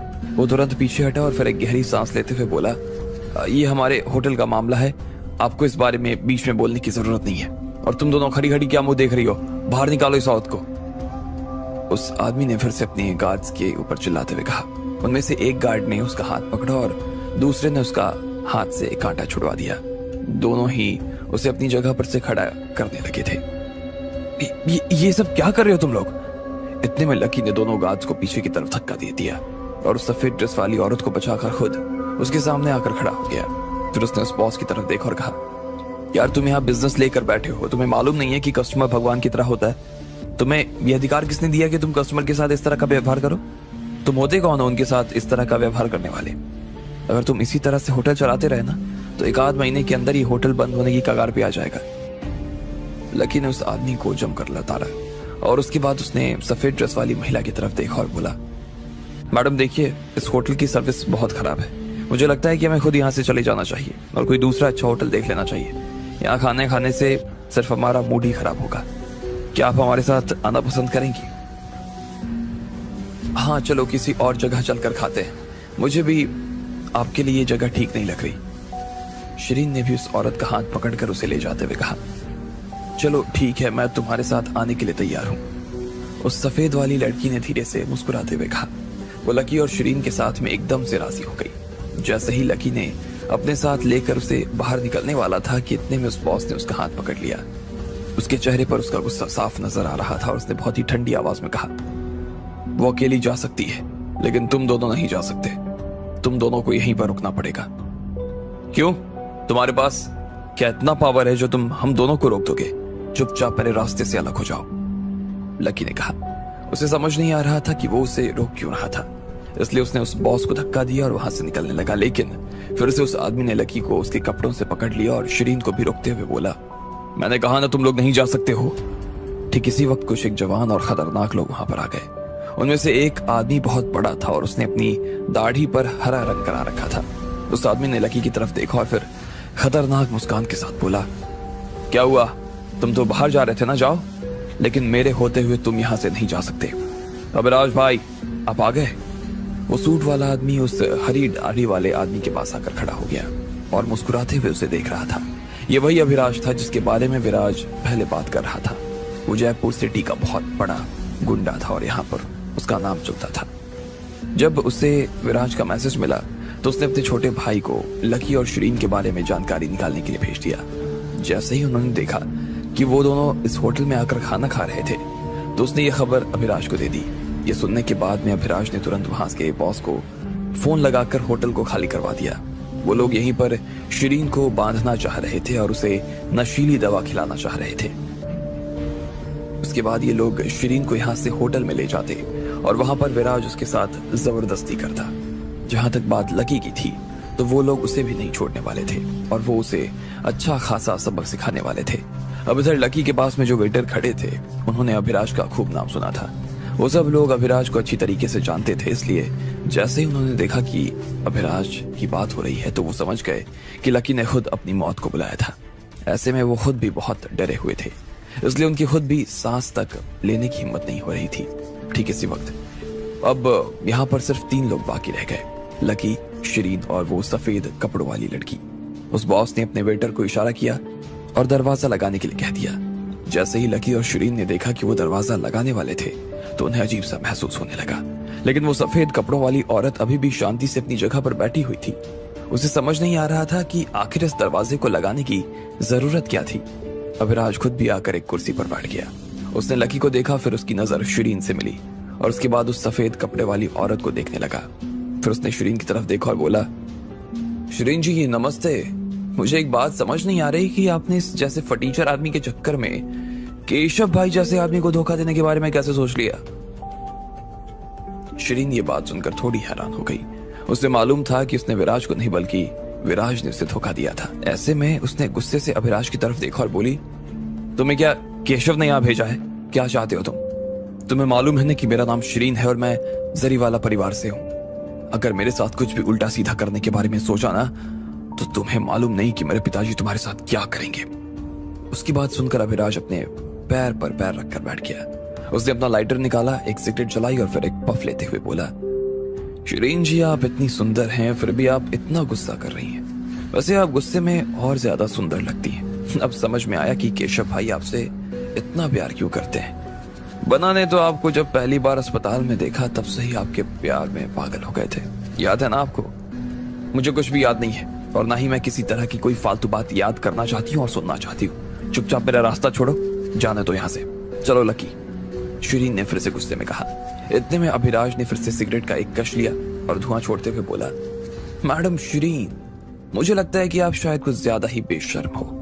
मुझे ना यहाँ पर केशव भाई ने ही भेजा है। उनका कुछ काम है और मैं वो काम अपनी तरफ से पूरा किए बिना तो यहाँ से जा ही नहीं सकता हूँ। इसलिए आप चुपचाप थोड़ा सा कॉपरेट कीजिए, क्योंकि अगर आपने कॉपरेट नहीं किया तो हम फिर आपके साथ बदतमीजी करेंगे और उसके बाद आप हमसे मत कहना कि हमने आपके साथ बदतमीजी की है। इसके बाद अभिराज ने अपने साथ के लड़के की तरफ देखा और कहा, तुम दोनों जरा जाओ और शिरीन जी को जरा यहाँ पर लेकर आओ। जी बना, उनमें से 2 लड़कों ने कहा और फिर वो 2 लोग शिरीन की तरफ जाने लगे। इधर शिरीन को इतना ज्यादा डर लग रहा था कि उसने लकी का हाथ पकड़ लिया और उसके बाद लकी के पीछे आकर छिप गई। लकी ने भी उसे अपने पीछे छिपा लिया और खुद भी आगे आकर खड़ा हो गया। अरे ओ, हट जा हमारे रास्ते से। अबे साले मार खानी है क्या तुझे? हट जा रास्ते से। उन दोनों भाइयों ने लकी को हटकाते हुए कहा। लकी को अभिराज के ऊपर गुस्सा आ रहा था, इसलिए उसने उसकी तरफ देखा और कहा, भाई तुझे उस केशव ने या इस विराज ने कितना पैसा दिया है? तुझे क्या लगता है कि तू केशव ने जितना पैसा दिया होगा उससे दुगना पैसा तुझे नहीं दे सकती मैं? हाँ तुम कहो तो इसके बारे में मैं अपने पापा से बात करूंगी और वो तुम्हें ज्यादा पैसा दिलवा देंगे। शिरीन को इससे पहले कभी भी इस तरह के गुंडे ने नहीं घेरा था। वो काफी डरा हुआ महसूस कर रही थी और बस यहाँ से निकलना चाहती थी। अच्छा, तुमको क्या लगता है कि यहाँ पर बोली लग रही है? हाँ, कौन किसको ज्यादा पैसा देगा? जो जिसका ज्यादा पैसा देगा वो उसका हो जाएगा, ऐसा समझ रही है क्या तू? अभिराज ने लकी से कहा और फिर उन दोनों लड़कों की तरफ देखते हुए बोला, सालो तुम लोग मेरा मुंह क्या देख रहे हो? मारो इस साले को। लकी उनकी शक्ल देखकर एक बार के लिए घबरा गया। अब आगे क्या होने वाला था? क्या सच में लकी उन लोगों से मार खाएगा? क्या विराज अपने मकसद में कामयाब हो जाता? आपको क्या लगता है? क्या होंगे इन सभी सवालों के जवाब? कमेंट बॉक्स में कमेंट करके हमें जरूर बताएं और सभी सवालों के जवाब को जानने के लिए सुनते रहिए सिर्फ पॉकेट एफएम पर। जैसे ही वेटर और उसका बॉस उस सफेद कपड़े वाली लड़की से जबरदस्ती करने की कोशिश कर रहे थे तो लकी ने उन्हें बीच में ही रोक दिया। वो उसे बाहर लेकर जाने ही वाला था कि इतने में अभिराज वहां पर आ गया। असल में उसे भेजा तो विराज ने था, लेकिन वो इन सब के पीछे केशव का नाम ले रहा था। उसे देखकर शिरीन को बहुत बुरा लगा।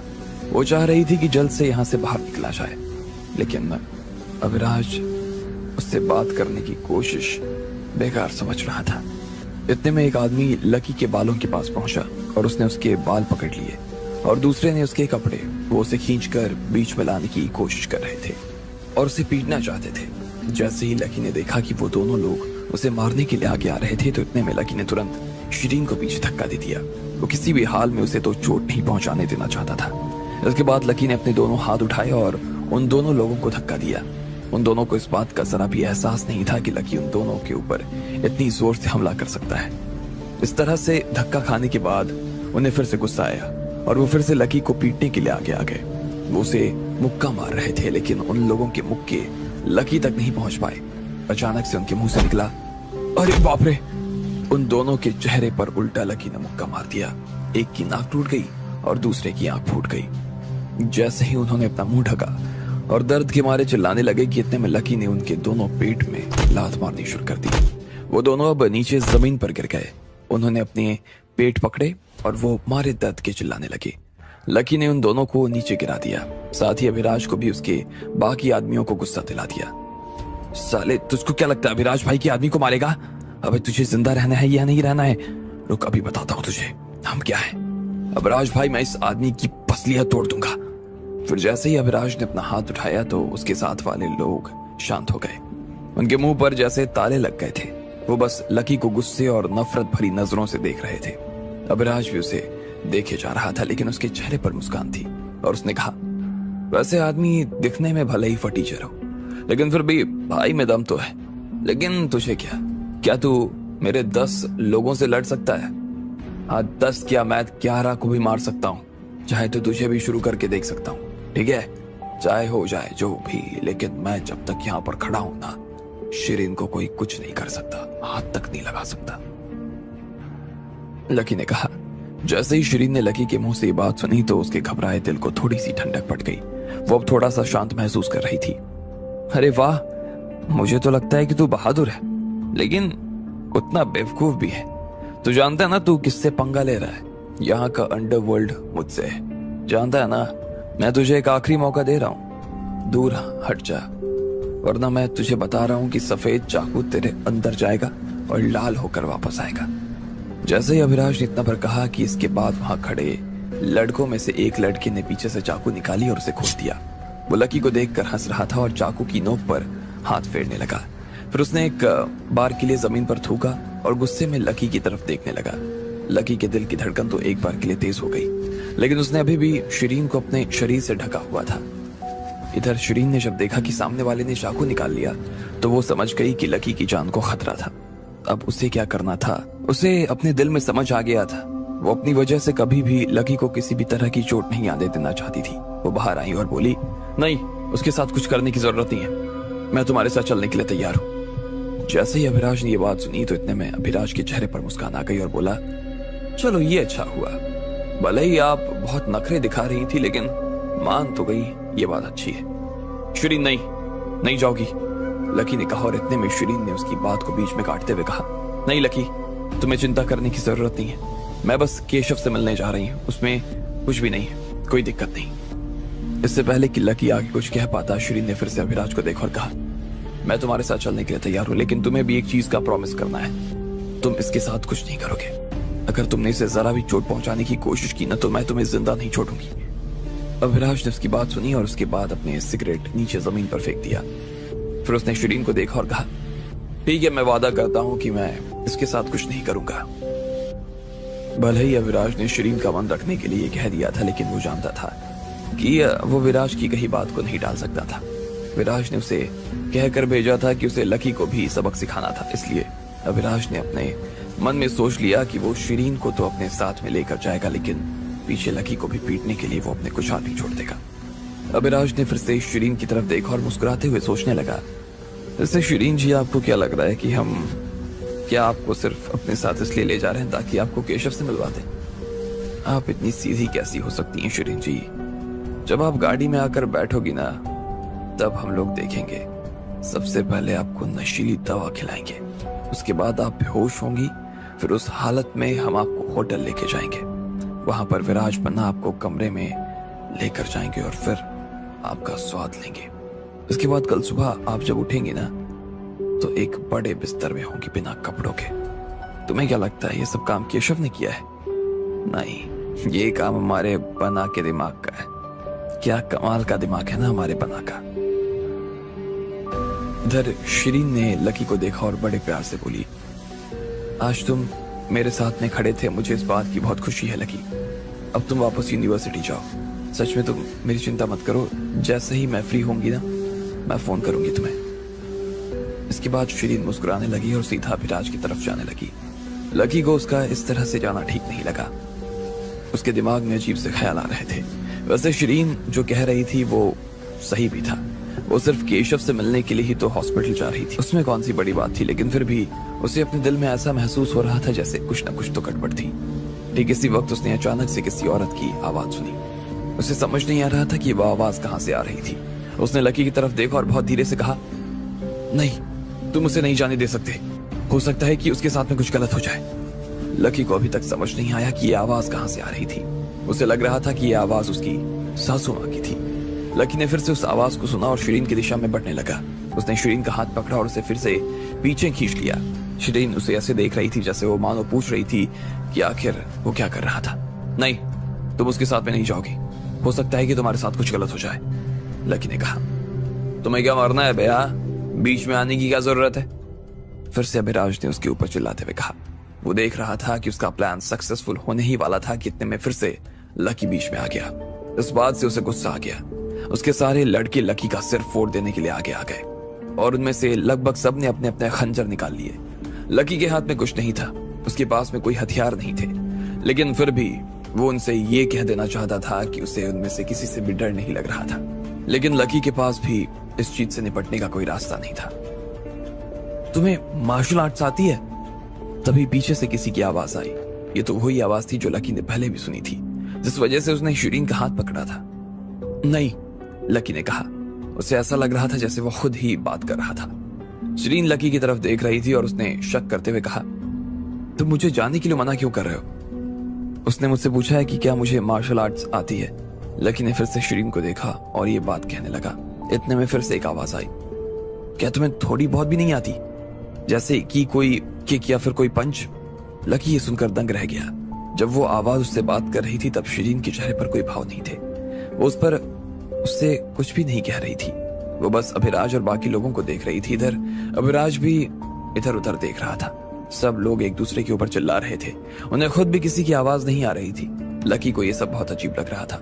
सिर्फ वो अकेला इस आवाज को कैसे सुन सकता था? आखिर किसकी आवाज थी वो? क्या वो कोई परी थी या कोई भूत? जब मैं तुमसे कोई सवाल कर रही हूं तो तुम मेरी उस बात का जवाब क्यों नहीं दे रहे हो? उस आवाज को फिर से लकी ने सुना। लकी उस आवाज का सम्मान तो कर रहा था, लेकिन उसे ये सुनते ही डर लग रहा था। किसने कहा? हाँ, मुझे थोड़ा बहुत तो आता है, लेकिन मैंने वो सब बचपन में सीखा था।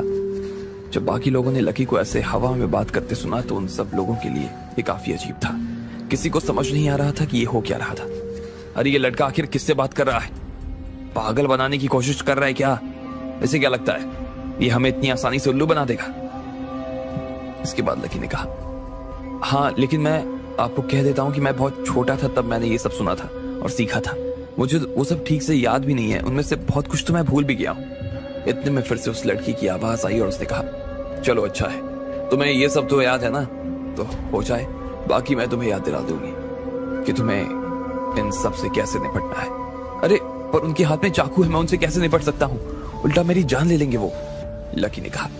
वो उस आवाज को सुनकर चौंक गया। जब बाकी लोगों ने लकी को अपने आप में बात करते हुए देखा तो अभिराज को ऐसा लगा जैसे वो सच में उसे बेवकूफ बनाने की कोशिश कर रहा था। उसने लकी को देखा और धीरे से कहा, लगता है ये फटीचर अपने आप को बहुत बड़ा हीरो समझ रहा है, लेकिन तुझे शिरीन मैडम को हाथ लगाने की जरूरत नहीं है। अगर शिरीन मैडम को कुछ भी हुआ ना तो तेरे टुकड़े टुकड़े करके कुत्तों को खिला दूंगा। शिरीन जी, मुझे लगता है कि हमें इस आदमी से ना खुद ही निपट लेना चाहिए। देखिए ना, समझने की कोशिश ही नहीं कर रहा है, अभिराज ने कहा और उसके बाद अपने एक लड़के को आगे भेजने के लिए उसकी तरफ इशारा करने लगा। अब आगे क्या होने वाला था? क्या लकी उनसे निपट पाता या वो लोग अपने मकसद में कामयाब हो जाते? आपको क्या लगता है, क्या होंगे इन सभी सवालों के जवाब? कमेंट बॉक्स में कमेंट करके हमें जरूर बताएं और सभी सवालों के जवाब को जानने के लिए सुनते रहिए इंस्टा मिलियनेयर सिर्फ पॉकेट एफएम पर। लकी ने शिरीन को अपने पीछे छिपा लिया था और खुद उन लड़कों से लड़ने के लिए आगे आ गया। जब दो लड़के उसके ऊपर टूटने के लिए आए तो लकी ने उन्हें मार कर नीचे गिरा दिया। इसके बाद जब अभिराज ने लकी को चाकू दिखाया तब जाकर वो थोड़ा सा डरा। चाकू देखकर श्रीन को भी डर लग गया और वो तुरंत उसके पीछे से निकलकर अभिराज के साथ जाने के लिए तैयार हो गई। लेकिन लकी को यह ठीक नहीं लगा। ना जाने कौन सी आवाज उसे सुनाई दे रही थी जो लकी को श्रीन को जाने से रोकने के लिए कह रही थी। साला हमें बेवकूफ बना रहा है। लड़कों, जाओ उस आदमी के शरीर में इतने छेद करो कि पूरा हाथ हार पार हो जाए। जो भी सबसे पहले इसको चाकू घोपेगा ना, मेरी तरफ से 20,000 रुपए का इनाम। जैसे ही अभिराज ने अपने लड़कों को यह हुक्म दिया, सभी लड़कों ने अपने अपने चाकू लकी के सामने तान दिए। वो पैसे का नाम सुनते ही अंधे हो चुके थे और लकी के शरीर में चाकू घोंप देना चाहते थे। उसके बाद वो लोग सीधे चितों की तरह लकी की तरफ भागने लगे। उन्हें देखकर लकी घबरा गया। उसने फिर से शिरीन को अपने पीछे लाकर खड़ा किया। वो उसे चोट नहीं आने देना चाहता था। इधर कम से कम 10 लोग लकी की तरफ भागने लगे और बढ़ने लगे। उन्हें देखकर लकी बुरी तरीके से घबरा गया कि अचानक उसे वही आवाज फिर से उसके कानों में आई। शुरुआत में जो आगे के लोग हैं उन्हें लात मारकर गिराओ, बिल्कुल सीधे लात मारकर और जोर से मारना। एक बार मारना शुरू करो तो फिर पैर जमीन पर नहीं टिकने चाहिए। लकी ने उसकी बात तो सुन ली, लेकिन वो थोड़ा डरा हुआ भी लग रहा था। जैसे उसने आवाज सुनी तो उसे ऐसा लगा जैसे उसके अंदर बैठे भगवान बात कर रहे थे। उसे इस बात का कोई शक नहीं था। उसने तुरंत अपना पैर उठाया और लोगों को लात मारना शुरू कर दिया। वो जैसे कह रही थी लकी वैसे ही लात मार रहा था। उसने अपना शरीर थोड़ा सा नीचे झुकाया और अपने सीधे पैर से वो लात मारने लगा। वो 3 लोग उसके सामने खड़े थे। एक बार में ही नीचे गिरकर धराशायी हो गए। उनमें से 2 लोगों की हालत तो बहुत खराब हो गई, लेकिन लकी ने भी इतने सालों से मार्शल आर्ट्स की प्रैक्टिस नहीं की थी, इसलिए वो भी ठीक से लात नहीं मार पा रहा था। जैसे उसने तीसरे आदमी को लात मारने की कोशिश की तो वो पूरी तरीके से नीचे नहीं गिर पाया और वो बस अपनी जगह पर खड़ा रह गया। साले फटीचर, रुक, अभी तेरा कलेजा बाहर निकालता हूं, उस आदमी ने कहा और सीधा लकी के सीने में चाकू मार दिया। लकी को एक बार के लिए लगा जैसे उसका शरीर ठंडा हो गया। अब शायद वो ज्यादा देर तक जिंदा नहीं रहने वाला था। अचानक से लकी की नजर उस सुंदर लड़की से जा मिली जिसने सफेद रंग की ड्रेस पहनी थी। वो लड़की अभी भी थोड़ी कांप रही थी और जैसे ही उस आदमी ने अपना चाकू बाहर निकाला तो इतने में उस लड़की के मुंह से भी चीख निकल गई। उसकी आवाज सुनकर उस आदमी का ध्यान थोड़ा भटक गया और लकी, जो कि अभी तक जमीन पर गिर गया था, उसने इसी मौके का फायदा उठाया। तुम देख सकते हो उस आदमी का सीना तुम्हारे सामने है। उसका सीधा पैर झुका हुआ है, उसका उल्टा पैर सीधा खड़ा है और उसका सीधा हाथ किसी धनुष जैसा नजर आ रहा है। उसकी मुट्ठी तुम्हारे चेहरे पर आने के लिए बेताब है। उस आवाज ने फिर से लकी से कहा। उस आवाज को यह बात समझ में आ गई थी कि लकी को मार्शल आर्ट सच में ठीक से नहीं आती थी और इसलिए वो उसे एक एक चीज बहुत ही तफसील से समझा रही थी। हर अंग का नाम भी बता रही थी। साथ ही अभी किसी अंग पर वार करना सबसे ज्यादा सही रहेगा, इस बारे में भी बता रही थी। लकी ने उसकी बात को सुनकर एक बार में समझ लिया और उसने उसके ऊपर अमल करने के लिए अपने आप को तैयार किया। फिर जैसे ही उस आवाज ने कहा, लकी अपनी जगह से थोड़ा सा उठा और उसने उस आदमी के शरीर पर वार कर दिया। उसकी छाती पर लात पड़ते ही उसे ऐसा लगा कि उसके अंदर की सारी सांसें बाहर आ गई। वो पीछे की तरफ गिर गया। अभी भी वो आवाज थमी नहीं थी और वो लकी को दिशा दिखाई जा रही थी। बाकी सब लोगों को भी इसी तरह से ठिकाने लगा दो। एक लात खाने के बाद में कोई भी तुम्हारे पास आना तक नहीं चाहिए। उनमें से 2 की कोहनियां रोको, उनको पकड़ो, सीधा करो और पीछे जो खड़े हैं उनकी आंखों में ये कोहनियां घुसा दो। इस तरह से लकी ने उन्हें पूरी तरीके से मारना शुरू कर दिया। वो 3, 4, 5 और ऐसे करते हुए आखिरी गैंगस्टर पर पहुंच गया। लकी सिर्फ उस आवाज की सुनता जा रहा था। सिर्फ एक आदमी ने 10 लोगों को नीचे गिरा दिया। वो 10 के 10 अपने चाकुओं के साथ नीचे फर्श पर पड़े थे और दर्द के मारे करा रहे थे। जब अभिराज ने वहां पर देखा तो पाया कि वो अकेला था और उसे अब थोड़ी सी घबराहट होनी शुरू हो गई। सालो, कितने बेकार के लोग हो, तुमसे एक आदमी नहीं मारा जा रहा है, निकल जाओ यहां से, दूर हो जाओ। सालो, तुम लोग अभिराज की आदमी कहलाने के लायक नहीं हो। मैंने आज तक न तुम लोग जैसा डरपोक नहीं देखा है, अभिराज ने गुस्से से कहा। उसने भी देखा कि लकी ने किस तरह से मार्शल आर्ट्स का इस्तेमाल करते हुए उन लोगों को नीचे गिरा दिया। हालांकि उसकी ये लात बहुत ही नॉर्मल दिखाई दे रही थी, लेकिन फिर भी लकी ने जिस तरह से इस पूरे काम में टाइमिंग का इस्तेमाल किया था, उससे ही आज ये सब लोग नीचे जमीन पर गिरे हुए थे। लेकिन अभिराज को इस बात का कोई अंदाजा नहीं था। ये सब लकी ने जो किया था वो आवाज की वजह से किया था। अब अभिराज अपनी जगह पर खड़ा हुआ। उसने लकी की तरफ देखा और फिर मुस्कुराते हुए बोला, साले हरामी, तू ऐसा मत सोचना कि मेरे आदमी लोग को जैसे मार लिया है तूने वैसे मुझे मार लेगा। 10 पर तू भारी रहा होगा, लेकिन 11वां तेरे ऊपर भारी रहने वाला है। वैसे भी ये सब मेरे छल्ले थे, देखता हूँ तू मेरे साथ क्या कर पाता है। इसके बाद अभिराज ने लकी की दिशा में आगे बढ़ना शुरू किया। वो कदम दर कदम उसकी तरफ बढ़ता जा रहा था। वो धीरे धीरे अपने ही लोगों को पार करता हुआ लकी की तरफ आगे आ रहा था। उसे अपने लोगों के ऊपर थोड़ा गुस्सा भी आ रहा था, इसलिए वो बीच बीच में उनके पेट पर लात मारता हुआ जा रहा था। दो लोगों की हालत तो बहुत ही ज्यादा खराब थी और वो दर्द के मारे जोर जोर से चिल्ला रहे थे। मैं तुझे चैलेंज देता हूँ, तुझे बहुत शौक है ना शिरीन को बचाने का, मैं भी देखता हूँ कि तू उसे कैसे बचाता है, अभिराज ने जोर से चिल्लाते हुए कहा और फिर अपना मुक्का तानते हुए लकी की दिशा में आगे आने लगा। इतने में लकी के कान में वो आवाज फिर से आनी शुरू हो गई और उसने कहा, थोड़ा सा ऊपर देखो, अपनी कमर को पीछे कर लो और जैसे ही तुम्हारा हाथ जमीन को छूने वाला हो तो तुरंत अपना सीधा पैर उठाओ और लात मारो। इससे वो सामने वाला आदमी एक बार के लिए रुक जाएगा और सीधा नीचे गिरेगा। लकी इस बात को सुनकर दंग रह गया। उसे याद था कि ऐसा कोई मूव तो था, लेकिन वो उस मूव को कब का भूल चुका था। उसे इसके बारे में कुछ भी याद नहीं था। एक पल के लिए तो वो चुपचाप खड़ा रहा और अपनी जगह पर से हिल भी नहीं पाया। उसे समझ नहीं आ रहा था कि इस मूव के बारे में उस आवाज को कैसे मालूम था। लकी थोड़ा सा घबरा रहा था और इसी घबराहट के दौरान उसने अभिराज के सीने को देखा। इतने में अचानक उसकी आंखों के सामने अंधेरा छा गया। अभिराज ने तेजी से आकर लकी की छाती में एक जोरदार मुक्का मारा। उसके सीने में दर्द हो गया। उसे ऐसा लग रहा था जैसे उसके शरीर की हड्डियां टूटनी शुरू हो गई। उसे सांस लेने में दिक्कत होने लगी और वो सीधा नीचे जमीन पर गिर गया। साले हरामी, देखा, मुझे सिर्फ एक मुक्का लगा और मैंने तेरी हालत अपनी आदमियों जैसी कर दी। बहुत उछल रहा था ना, अब खड़ा होकर दिखा। अभिराज ऐसा वैसा नहीं आदमी है, समझा क्या? अभिराज दांत पीसते हुए बोले जा रहा था। उसे मालूम था कि ये मैच वो जीत चुका था। अब जो लोग नीचे जमीन पर पड़े थे, जब उन्होंने लकी को इस हाल में देखा तो उन लोगों का दर्द थोड़ा कम हुआ। कुछ के चेहरे पर तो मुस्कान आ गई और उन सब ने अभिराज की तारीफें करनी शुरू कर दी। अभिराज भाई, आप तो चैंपियन हो। क्या बात है अभिराज भाई, एक ही मुक्के में बकरा हलाल। अब इसकी नाड़ी काट करना इसका काम तमाम कर डालो। सब लड़के इधर जोश से भर आए थे और उधर शिरीन लकी के पास में आकर खड़ी हो गई। जैसे उसने देखा कि लकी जमीन पर नीचे गिरा था तो शिरीन की सांसें फूल गई। वो भागते हुए उसके पास आई और बोली, लकी तुम ठीक हो? लकी के मुंह से आवाज नहीं आ रही थी।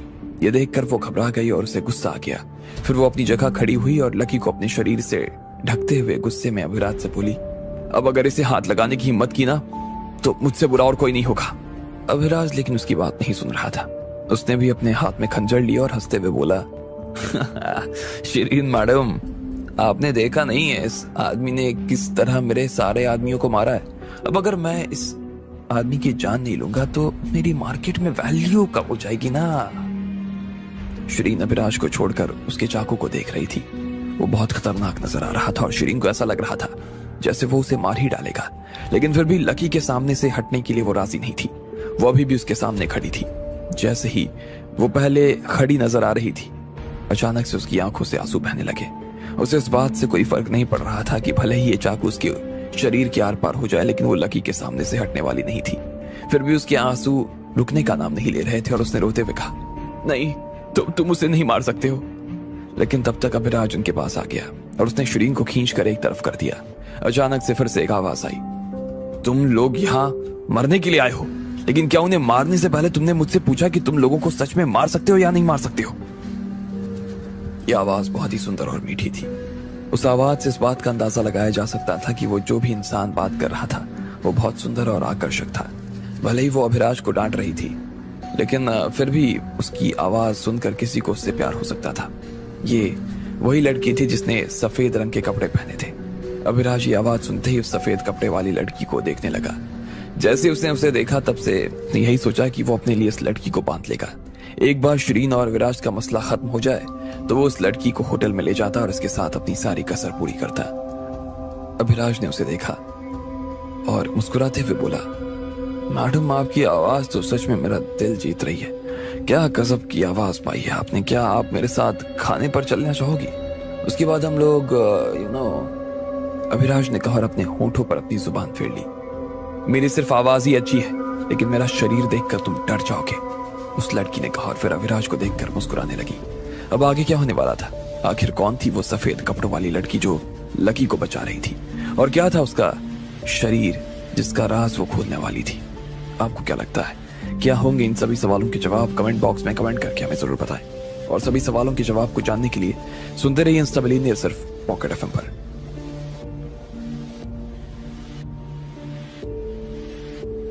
जैसे ही लकी के सामने खड़े हुए लोगों ने अपने चाकू निकाले तो एक बार के लिए तो वो घबरा गया, लेकिन वो उस आवाज के सहारे सब लोगों से लड़ता जा रहा था। वो जैसे जैसे उसे बता रही थी, लकी वैसा ही वैसा करता जा रहा था और थोड़ी देर में उसने सबको धाराशाही कर दिया, धागा खोल दिया। लेकिन अभिराज अभी भी बाकी था। उसने लकी के सीने में चाकू उतार दिया था। वो शहनाज को अपने साथ ले जाने की कोशिश कर ही रहा था कि अचानक से उसे भी किसी की आवाज सुनाई देने लगी। ये उस सफेद कपड़े वाली लड़की की आवाज थी। मेरी आवाज हो सकता है कि तुम्हें काफी सुंदर लग रही हो, लेकिन मेरा शरीर इतना सुंदर नहीं है जितनी मेरी आवाज सुंदर है, उस लड़की ने कहा। लेकिन अभिराज को उसकी इस बात पर विश्वास नहीं हो रहा था, इसलिए उसने उसकी तरफ देखा और कहा, क्या बात कर रही हो यार, तुम तो इतनी सुंदर हो कि मिस इंडिया भी तुम्हारे आगे ना पानी भरेगी। तुम्हारा कोई मुकाबला है नहीं।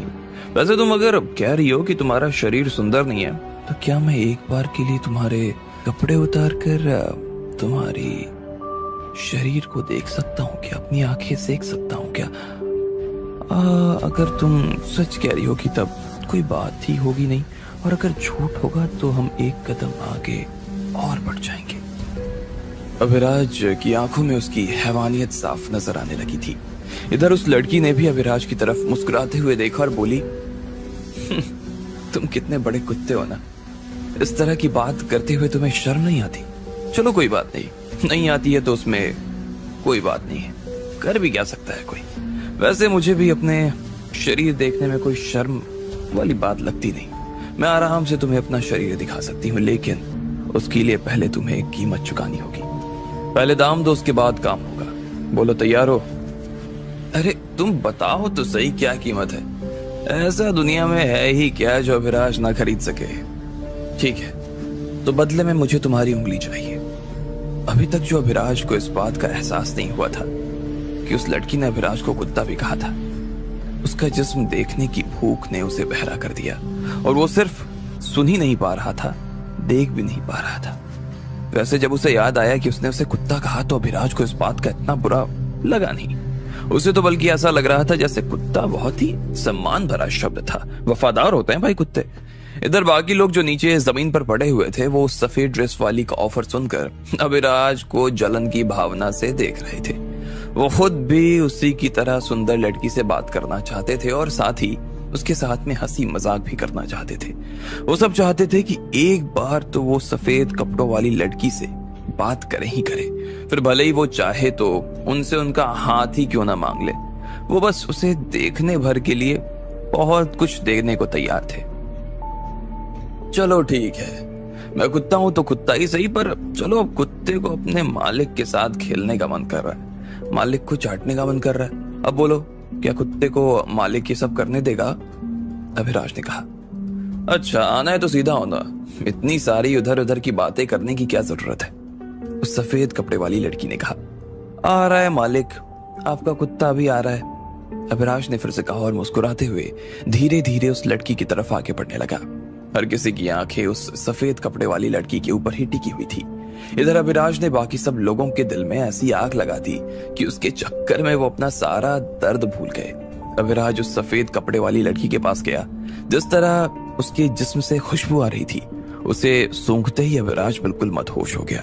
वो धीरे धीरे नीचे झुक गया। ऐसा नहीं था कि वो इस तरह का काम पहली बार कर रहा था, वो बहुत पुराना मंझा हुआ खिलाड़ी था इस मामले में, लेकिन इस तरह की हरकत उसने कई बार की। मगर आज इस सफेद कपड़े वाली लड़की के सामने तो एक बार के लिए उसके भी हाथ पैर फूल गए। उसका दिल इतनी जोर से धड़कने लगा जैसे अभी उसके मुंह से बाहर ही गिरने को आ जाएगा। लेकिन इन सब चीजों का उस सफेद कपड़े वाली लड़की के ऊपर कोई असर नहीं हो रहा था। वो बिल्कुल शांत तरीके से उसके सामने खड़ी थी। अभिराज को किसी तरह की दिक्कत ना हो इसलिए वो कुर्सी पर जाकर बैठ गई और बस इस चीज का इंतजार कर रही थी कि अभिराज जल्दी से उसके कपड़े उतारे। इधर अभिराज ने उस लड़की की ड्रेस का एक कोना पकड़ा और वहां से उसे खोलना शुरू किया। वो जिप ढूंढ रहा था और जिप उसे मिल गई। जैसे ही उसने उसे पूरा खोला और वो ड्रेस खुली तो उसका दिमाग खराब हो गया। उसने जो देखा उसके बाद तो उसकी आंखें अपने ऊपर विश्वास नहीं कर पा रही थी। उसने कभी अपनी जिंदगी में इतनी खूबसूरत लड़की पहले कभी नहीं देखी। उसकी आंखें जैसे हीरो की खदान में सबसे सुंदर हीरा देख रही थी। मैं कैसी लग रही हूँ? उस सफेद कपड़े वाली लड़की ने अभिराज की तरफ देखा और मुस्कुराते हुए पूछा। बहुत ही सुंदर, बहुत ही सुंदर। मिस इंडिया तो क्या, मिस यूनिवर्स भी तुम्हारे आगे तो पानी भरेंगे यार। अभिराज ने उसकी पीठ को निहारते हुए कहा। वो उसकी पीठ देखते ही इतना पागल हो गया कि बस अब उसका मन कर रहा था कि वो सामने की तरफ जाए और उस लड़की के होठों को कसकर चूम ले। जैसे ही वो उसे चूमने के लिए उसके सामने आया तो ना जाने उसने ऐसा क्या देख लिया, लेकिन एक जोरदार झटका लगा उसे और वो सीधा 2 मीटर की दूरी पर जा गिरा। ये सब क्या है? अभिराज ने जैसे ही अपने आप से पूछा। उसकी शक्ल देखकर ही ऐसा लग रहा था जैसे वो बुरी तरीके से असमंजस में फंस गया था और उसे समझ नहीं आ रहा था कि आखिर उसके साथ में ये हो क्या रहा था। इधर वो सफेद कपड़े वाली लड़की आराम से अपने खुले हुए कपड़ों में बैठी हुई थी। अब उसने अपने बदन पर सिर्फ नाम मात्र के कपड़े पहने हुए थे। वो किसी परी से कम नहीं लग रही थी और अभिराज उसके साथ में क्या करना चाह रहा था इस बात की उसके चेहरे पर जरा भी शिकन नजर तो नहीं आ रही थी। चलो, अब जब तुम इतना कुछ देख ही चुके हो तो क्या मैं अब तुम्हारी एक उंगली काट सकती हूँ? उस सफेद कपड़े वाली लड़की ने कहा। उसके चेहरे पर उसकी मुस्कान जाने का तो नाम ही नहीं ले रही थी। बेबी, मैं तुम्हें अपने साथ अपने बिस्तर पर ले जाना चाहता हूँ। मैं तुमसे ढेर सारा प्यार करना चाहता हूँ और तुम हो कि मेरी उंगली काटने की बात कर रही हो। जो तुमसे प्यार करता है तुम उसकी उंगली कैसे काट सकती हो बेबी? अभिराज ने फिर से उसके सामने देखा और मुस्कुराते हुए कहा, देखो, अगर तुम ऐसा कुछ करना चाहते हो तो तुम्हें एक और उंगली ना मुझे दान देनी होगी, कटवानी पड़ेगी उसे। उस सफेद कपड़े वाली लड़की ने कहा और जैसे ही इतना भर कहा उसके बाद अपनी ड्रेस की एक बाह ऊपर कर ली। उसके अपनी कमर के इर्द गिर्द जो रिबन बंधा था वो अचानक से खुल गया और पर्दे की तरह नीचे गिर गया। इतने में उसने अपने हाथ में अभिराज का हाथ लिया, फिर दूसरे हाथों से चाकू उठाया और उसकी दोनों उंगलियां काट दी। जैसे ही उस लड़की ने अभिराज के मुंह से 2 बार आह की आवाज सुनी तो उसने अपने हाथ से चाकू नीचे गिरा दिया। उसमें खून लगा हुआ था और उसके पास ही अभिराज की 2 उंगलियां गिर गई। इधर अभिराज ने देखा कि वो अपने सीधे हाथ का अंगूठा और अपनी रिंग फिंगर गवा चुका था। लकी ये देखकर हैरान हो गया। उसे अचानक याद आया कि जब वो उन 10 लोगों से अकेले लड़ रहा था तो उसने बीच में देखा कि उस सफेद कपड़े वाली लड़की की बाहें थोड़ी सी हिल रही थी। कहीं है वो ही तो लकी से ये सब नहीं करवा रही थी। इधर लकी ने जब उसकी आंखों में देखा तो वो भी उसकी तरफ देखकर थोड़ा सा मुस्कुरा दी। ये देखते ही लकी समझ गया कि हो ना हो, लेकिन वो आवाज उस लड़की ही की थी जो उसे जला रही थी। साली, तूने मेरी उंगलियां काट दी, मैं तुझे जान से मार दूंगा। अभिराज को इतना गुस्सा आया कि वो उसे सच में मार देना चाहता था। वो उस लड़की को देखने में इतना मग्न हो गया कि उसे पता नहीं चला कि कब उसकी उंगलियां कट गई। और जिस तरह से उसने अभिराज की उंगलियां काटी थी लग रहा था जैसे वो कोई औरत नहीं बल्कि कोई आदमी ही हो। लेकिन उसे समझ नहीं आ रहा था कि इस एरिया का सबसे बड़ा गुंडा तो वो खुद था। ऐसे में उसके होते हुए कोई और उसके सामने आकर ऐसे कैसे खड़ा हो सकता था? ये सब सोचते हुए अभिराज को बहुत गुस्सा आ रहा था।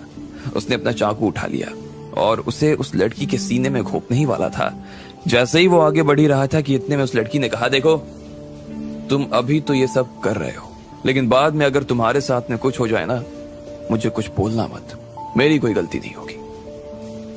इसके बाद उस लड़की ने अपना हाथ जोर से अपनी टेबल के ऊपर मारा और ऊपर रखी हुई चम्मच 10 सेंटीमीटर तक ऊपर उछल गई। इसके बाद उस लड़की ने चम्मच के आखिरी कोने पर वार किया और वो सीधी अभिराज के ऊपर जा गिरी।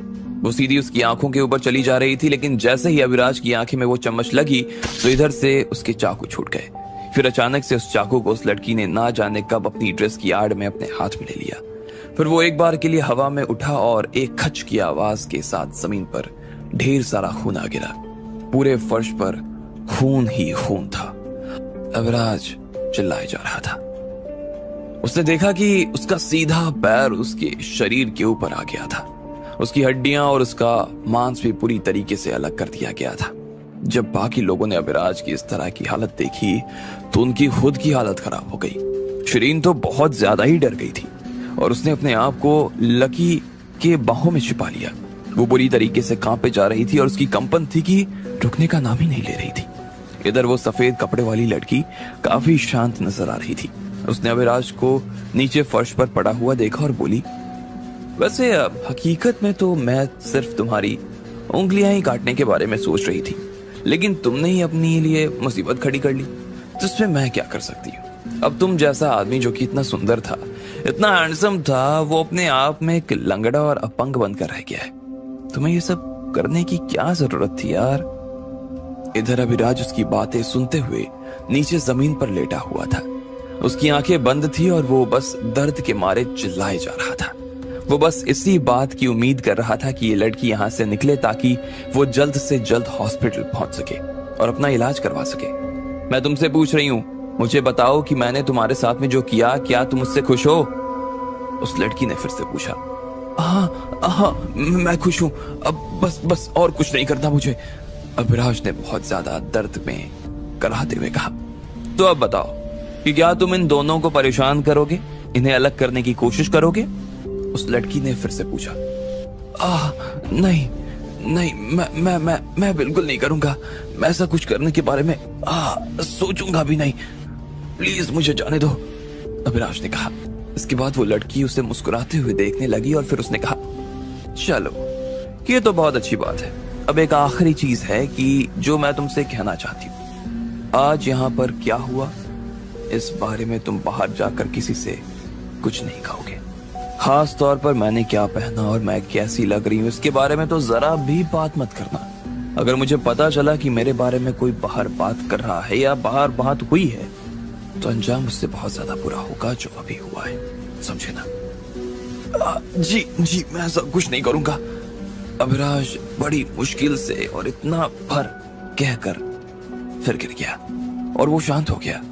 फिर उसने बाकी के लोगों की तरफ देखा, वो भी उसके इशारे का मतलब समझ गए और उन्होंने भी तुरंत हाँ में सिर हिला दिया। अब आगे क्या होने वाला था? कौन थी ये लड़की? क्या लकी इसके बारे में कुछ जान पाएगा? आपको क्या लगता है, क्या होंगे इन सभी सवालों के जवाब? कमेंट बॉक्स में कमेंट करके हमें जरूर बताएं। और सभी सवालों के जवाब को जानने के लिए सुनते रहिए इंस्टा मिलीनियर सिर्फ पॉकेट एफएम पर।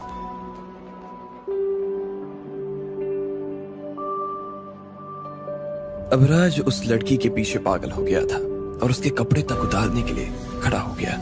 इधर उस लड़की को भी इस बात से कोई दिक्कत नहीं थी, वो आराम से कुर्सी पर बैठी हुई थी। जब अभिराज ने उसके कपड़े उतारे तो उसे देखता ही रह गया, लेकिन इससे पहले कि वो उसे चूम पाता, इतने में उस लड़की ने अभिराज की 2 उंगलियां काट दी। सब लोग उसे इस हाल में देखकर हैरान थे।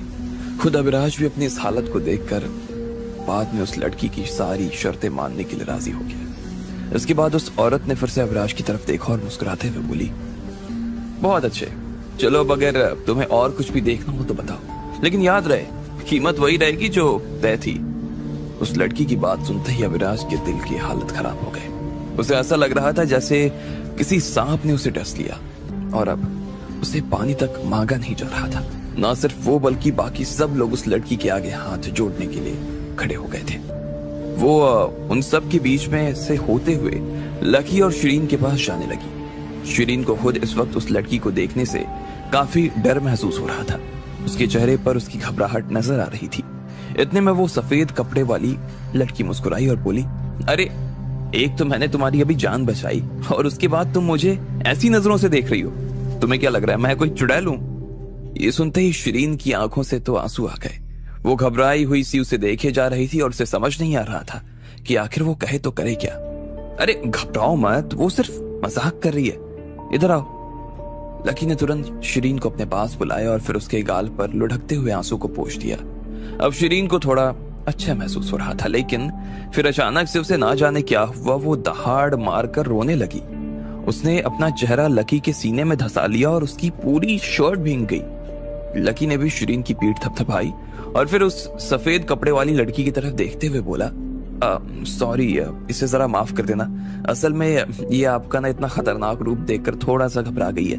वैसे थोड़ा सा तो मैं भी घबरा गया था, लकी ने थोड़ा सा हंसते हुए कहा और फिर शिरीन को गले लगा लिया। अब तक शिरीन शांत हो गई थी। इतने में उस सफेद कपड़े वाली लड़की ने जब लकी और शिरीन को इस तरह से देखा तो बोली, तुमने उसे अच्छे से प्रोटेक्ट किया, मुझे ये देखकर बहुत अच्छा लगा। चलो अब तुम लोग चाहो तो मेरे साथ बाहर आ सकते हो। इसके बाद वो आगे आगे चलने लगी और शिरीन और लकी उनके पीछे पीछे। इधर अभिराज और उसके आदमी जो कोई भी उस औरत के रास्ते में आ रहे थे, उन्होंने तुरंत पीछे हटकर उन लोगों के लिए जाने की जगह बना दी। उन लोगों के चेहरे पर भी डर तो साफ नजर आ ही रहा था, लेकिन फिर भी वो लड़की इतनी सुंदर लग रही थी कि मारे डर के ही सही, लेकिन वो बस उसे देखना ही चाह रहे थे। होटल के बाहर आने के बाद लकी शिरीन के साथ में वहां से निकल जाना चाहता था, लेकिन उसे इस बात का भी डर लग रहा था कि कहीं उस सफेद कपड़े वाली लड़की इससे नाराज ना हो जाए। अगर वो उसे नाराज करता तो हो सकता था कि वो उसके साथ भी वैसा ही करती जैसा कि उसने अभिराज के साथ किया था। इसलिए वो चुपचाप उसके पीछे चलने लगा। वो एक थोड़े से सुनसान इलाके में आ गए और इतने में वो सफेद कपड़े वाली लड़की पलटी और बोली, चलो ठीक है, तुम लोग पहले निकल सकते हो। ठीक है, थैंक यू, आपने हमारी जान बचाई है, उसके लिए बहुत सारा thank you so much, lucky ने बहुत ही प्यार से कहा। और फिर वो शिरीन के साथ में आगे निकलने लगा। इतने में वो सफेद कपड़े वाली लड़की ने उसे पीछे से रोका और कहा, एक मिनट रुको, मेरे कहने का मतलब था कि ये लड़की जा सकती है, लेकिन तुमको मेरे साथ रुकना पड़ेगा। लकी ये सुनकर हैरान हो गया। उसने उस लड़की की तरफ देखा और पूछा, लेकिन मैं क्यों, कुछ है जो मैं आपके लिए कर सकता हूँ? एक्चुअली बात ऐसी है कि मैं अभी इंडिया आई हूँ और मुझे अभी बहुत सारी चीजों के बारे में मालूम नहीं है और ना ही कोई अंदाजा है। मेरे साथ में एक असिस्टेंट थी, लेकिन वो भी कुछ काम की वजह से बाहर गई हुई है। अब ऐसे में मुझे लगता है कि तुम मेरी मदद कर सकते हो। एक बार के लिए मेरा काम हो जाए तो उसके बाद तुम जा सकते हो, उस लड़की ने कहा। ये सुनकर शिरीन भी हैरान हो गई। उसे ऐसा लग रहा था कि लकी का उसके साथ में जाना बहुत खतरनाक हो सकता था। इससे पहले कि वो लड़की लकी को अपने साथ में लेकर जाती, उससे पहले ही शिरीन उसके सामने आकर खड़ी हो गई और उसने कहा, नहीं, तुम इसको लेकर मत जाओ, इसकी जगह मैं तुम्हारे साथ आने को तैयार हूँ। ये सुनते ही उस सफेद कपड़े वाली लड़की ने नाम अपना सिर हिला दिया और बोली, तुम कितनी ज्यादा डरी हुई हो। वैसे मैं तुम्हें अपने साथ में ले जा सकती थी, लेकिन मैं तुम्हें लेकर नहीं जाऊंगी, तुम मेरा काम नहीं कर पाओगी। शिरीन ने फिर से कहा, ठीक है, तो फिर हम दोनों साथ में ही आएंगे, हम दोनों आपके साथ में खड़े रहेंगे। देखो गुड़िया, तुम मेरे साथ चलने को तो चल सकती हो, लेकिन मेरे साथ रहने में ना तुम्हें एक बहुत बड़ा नुकसान होने वाला है। हो सकता है कि तुम्हें हर थोड़ी देर में ये देखना पड़े कि लोगों का खून बह रहा है, मैं किसी से लड़ रही हूँ या फिर मैं लोगों को मार रही हूँ, उस सफेद कपड़े वाली लड़की ने कहा। उसकी आवाज काफी धीमी थी और वो सुनकर शिरीन को और ज्यादा डर लगने लगा। शिरीन ऊपर से नीचे तक कांप उठी और फिर उसने सफेद कपड़े वाली लड़की को देखा और बोली, मैं डरने वाली नहीं हूँ, बस मुझे अपने साथ ले चलो। इतने में लड़की जोर से हंसी, फिर एक गहरी सांस लेते हुए बोली, ठीक है, प्यार आपको हमेशा ना फिक्र करने पर मजबूर कर देता है। प्यार ना आपको बहादुर नहीं बनाता, बल्कि उल्टा डरपोक बना देता है। लेकिन असल में प्यार हो तो आदमी फिक्रा नहीं बेफिक्रा हो जाता है। गुड़िया, कितनी इंटरेस्टिंग बात है ना। कभी कभी तो मुझे खुद भी समझ नहीं आता कि इसमें सही क्या है और गलत क्या है। जैसे उस लड़की के मुंह से शिरीन ने ये सब बात सुनी तो फिर से उसके दिल की धड़कन बढ़नी शुरू हो गई। वो अंदर से कांप रही थी, लेकिन फिर भी उसने लकी के ऊपर से अपनी नजर नहीं हटाई और वो बस उसे देखे जा रही थी। तुम यहाँ से जाओ, मुझे सिर्फ इस लड़के की जरूरत है, ये मेरे साथ रहेगा तो काम हो जाएगा मेरा, उस लड़की ने फिर से कहा। नहीं, मैं नहीं जाना चाहती हूँ, शिरीन ने फिर से कहा। लेकिन इससे पहले कि वो अपनी तरफ से बात पूरी कर पाती, इतने में उस लड़की ने बीच में उसकी ओर आते हुए उसकी बात को काटते हुए कहा, देखो, अगर तुम यहाँ से नहीं गई ना तो मैं इसके पैर तुम्हारे सामने काट दूंगी। अभी तुमने होटल में उस आदमी की हालत देखी ना, क्या तुम यही चाहती हो कि मैं तुम्हारे बॉयफ्रेंड की भी वही हालत करूं? हाँ, मैं वो शिरीन की तो अब हालत और पतली हो गई। उसे ऐसा लगने लगा कि अब पीछे हट जाने में उसकी भलाई थी, लेकिन फिर भी वो घबराई हुई नजरों से उसकी तरफ देखे जा रही थी।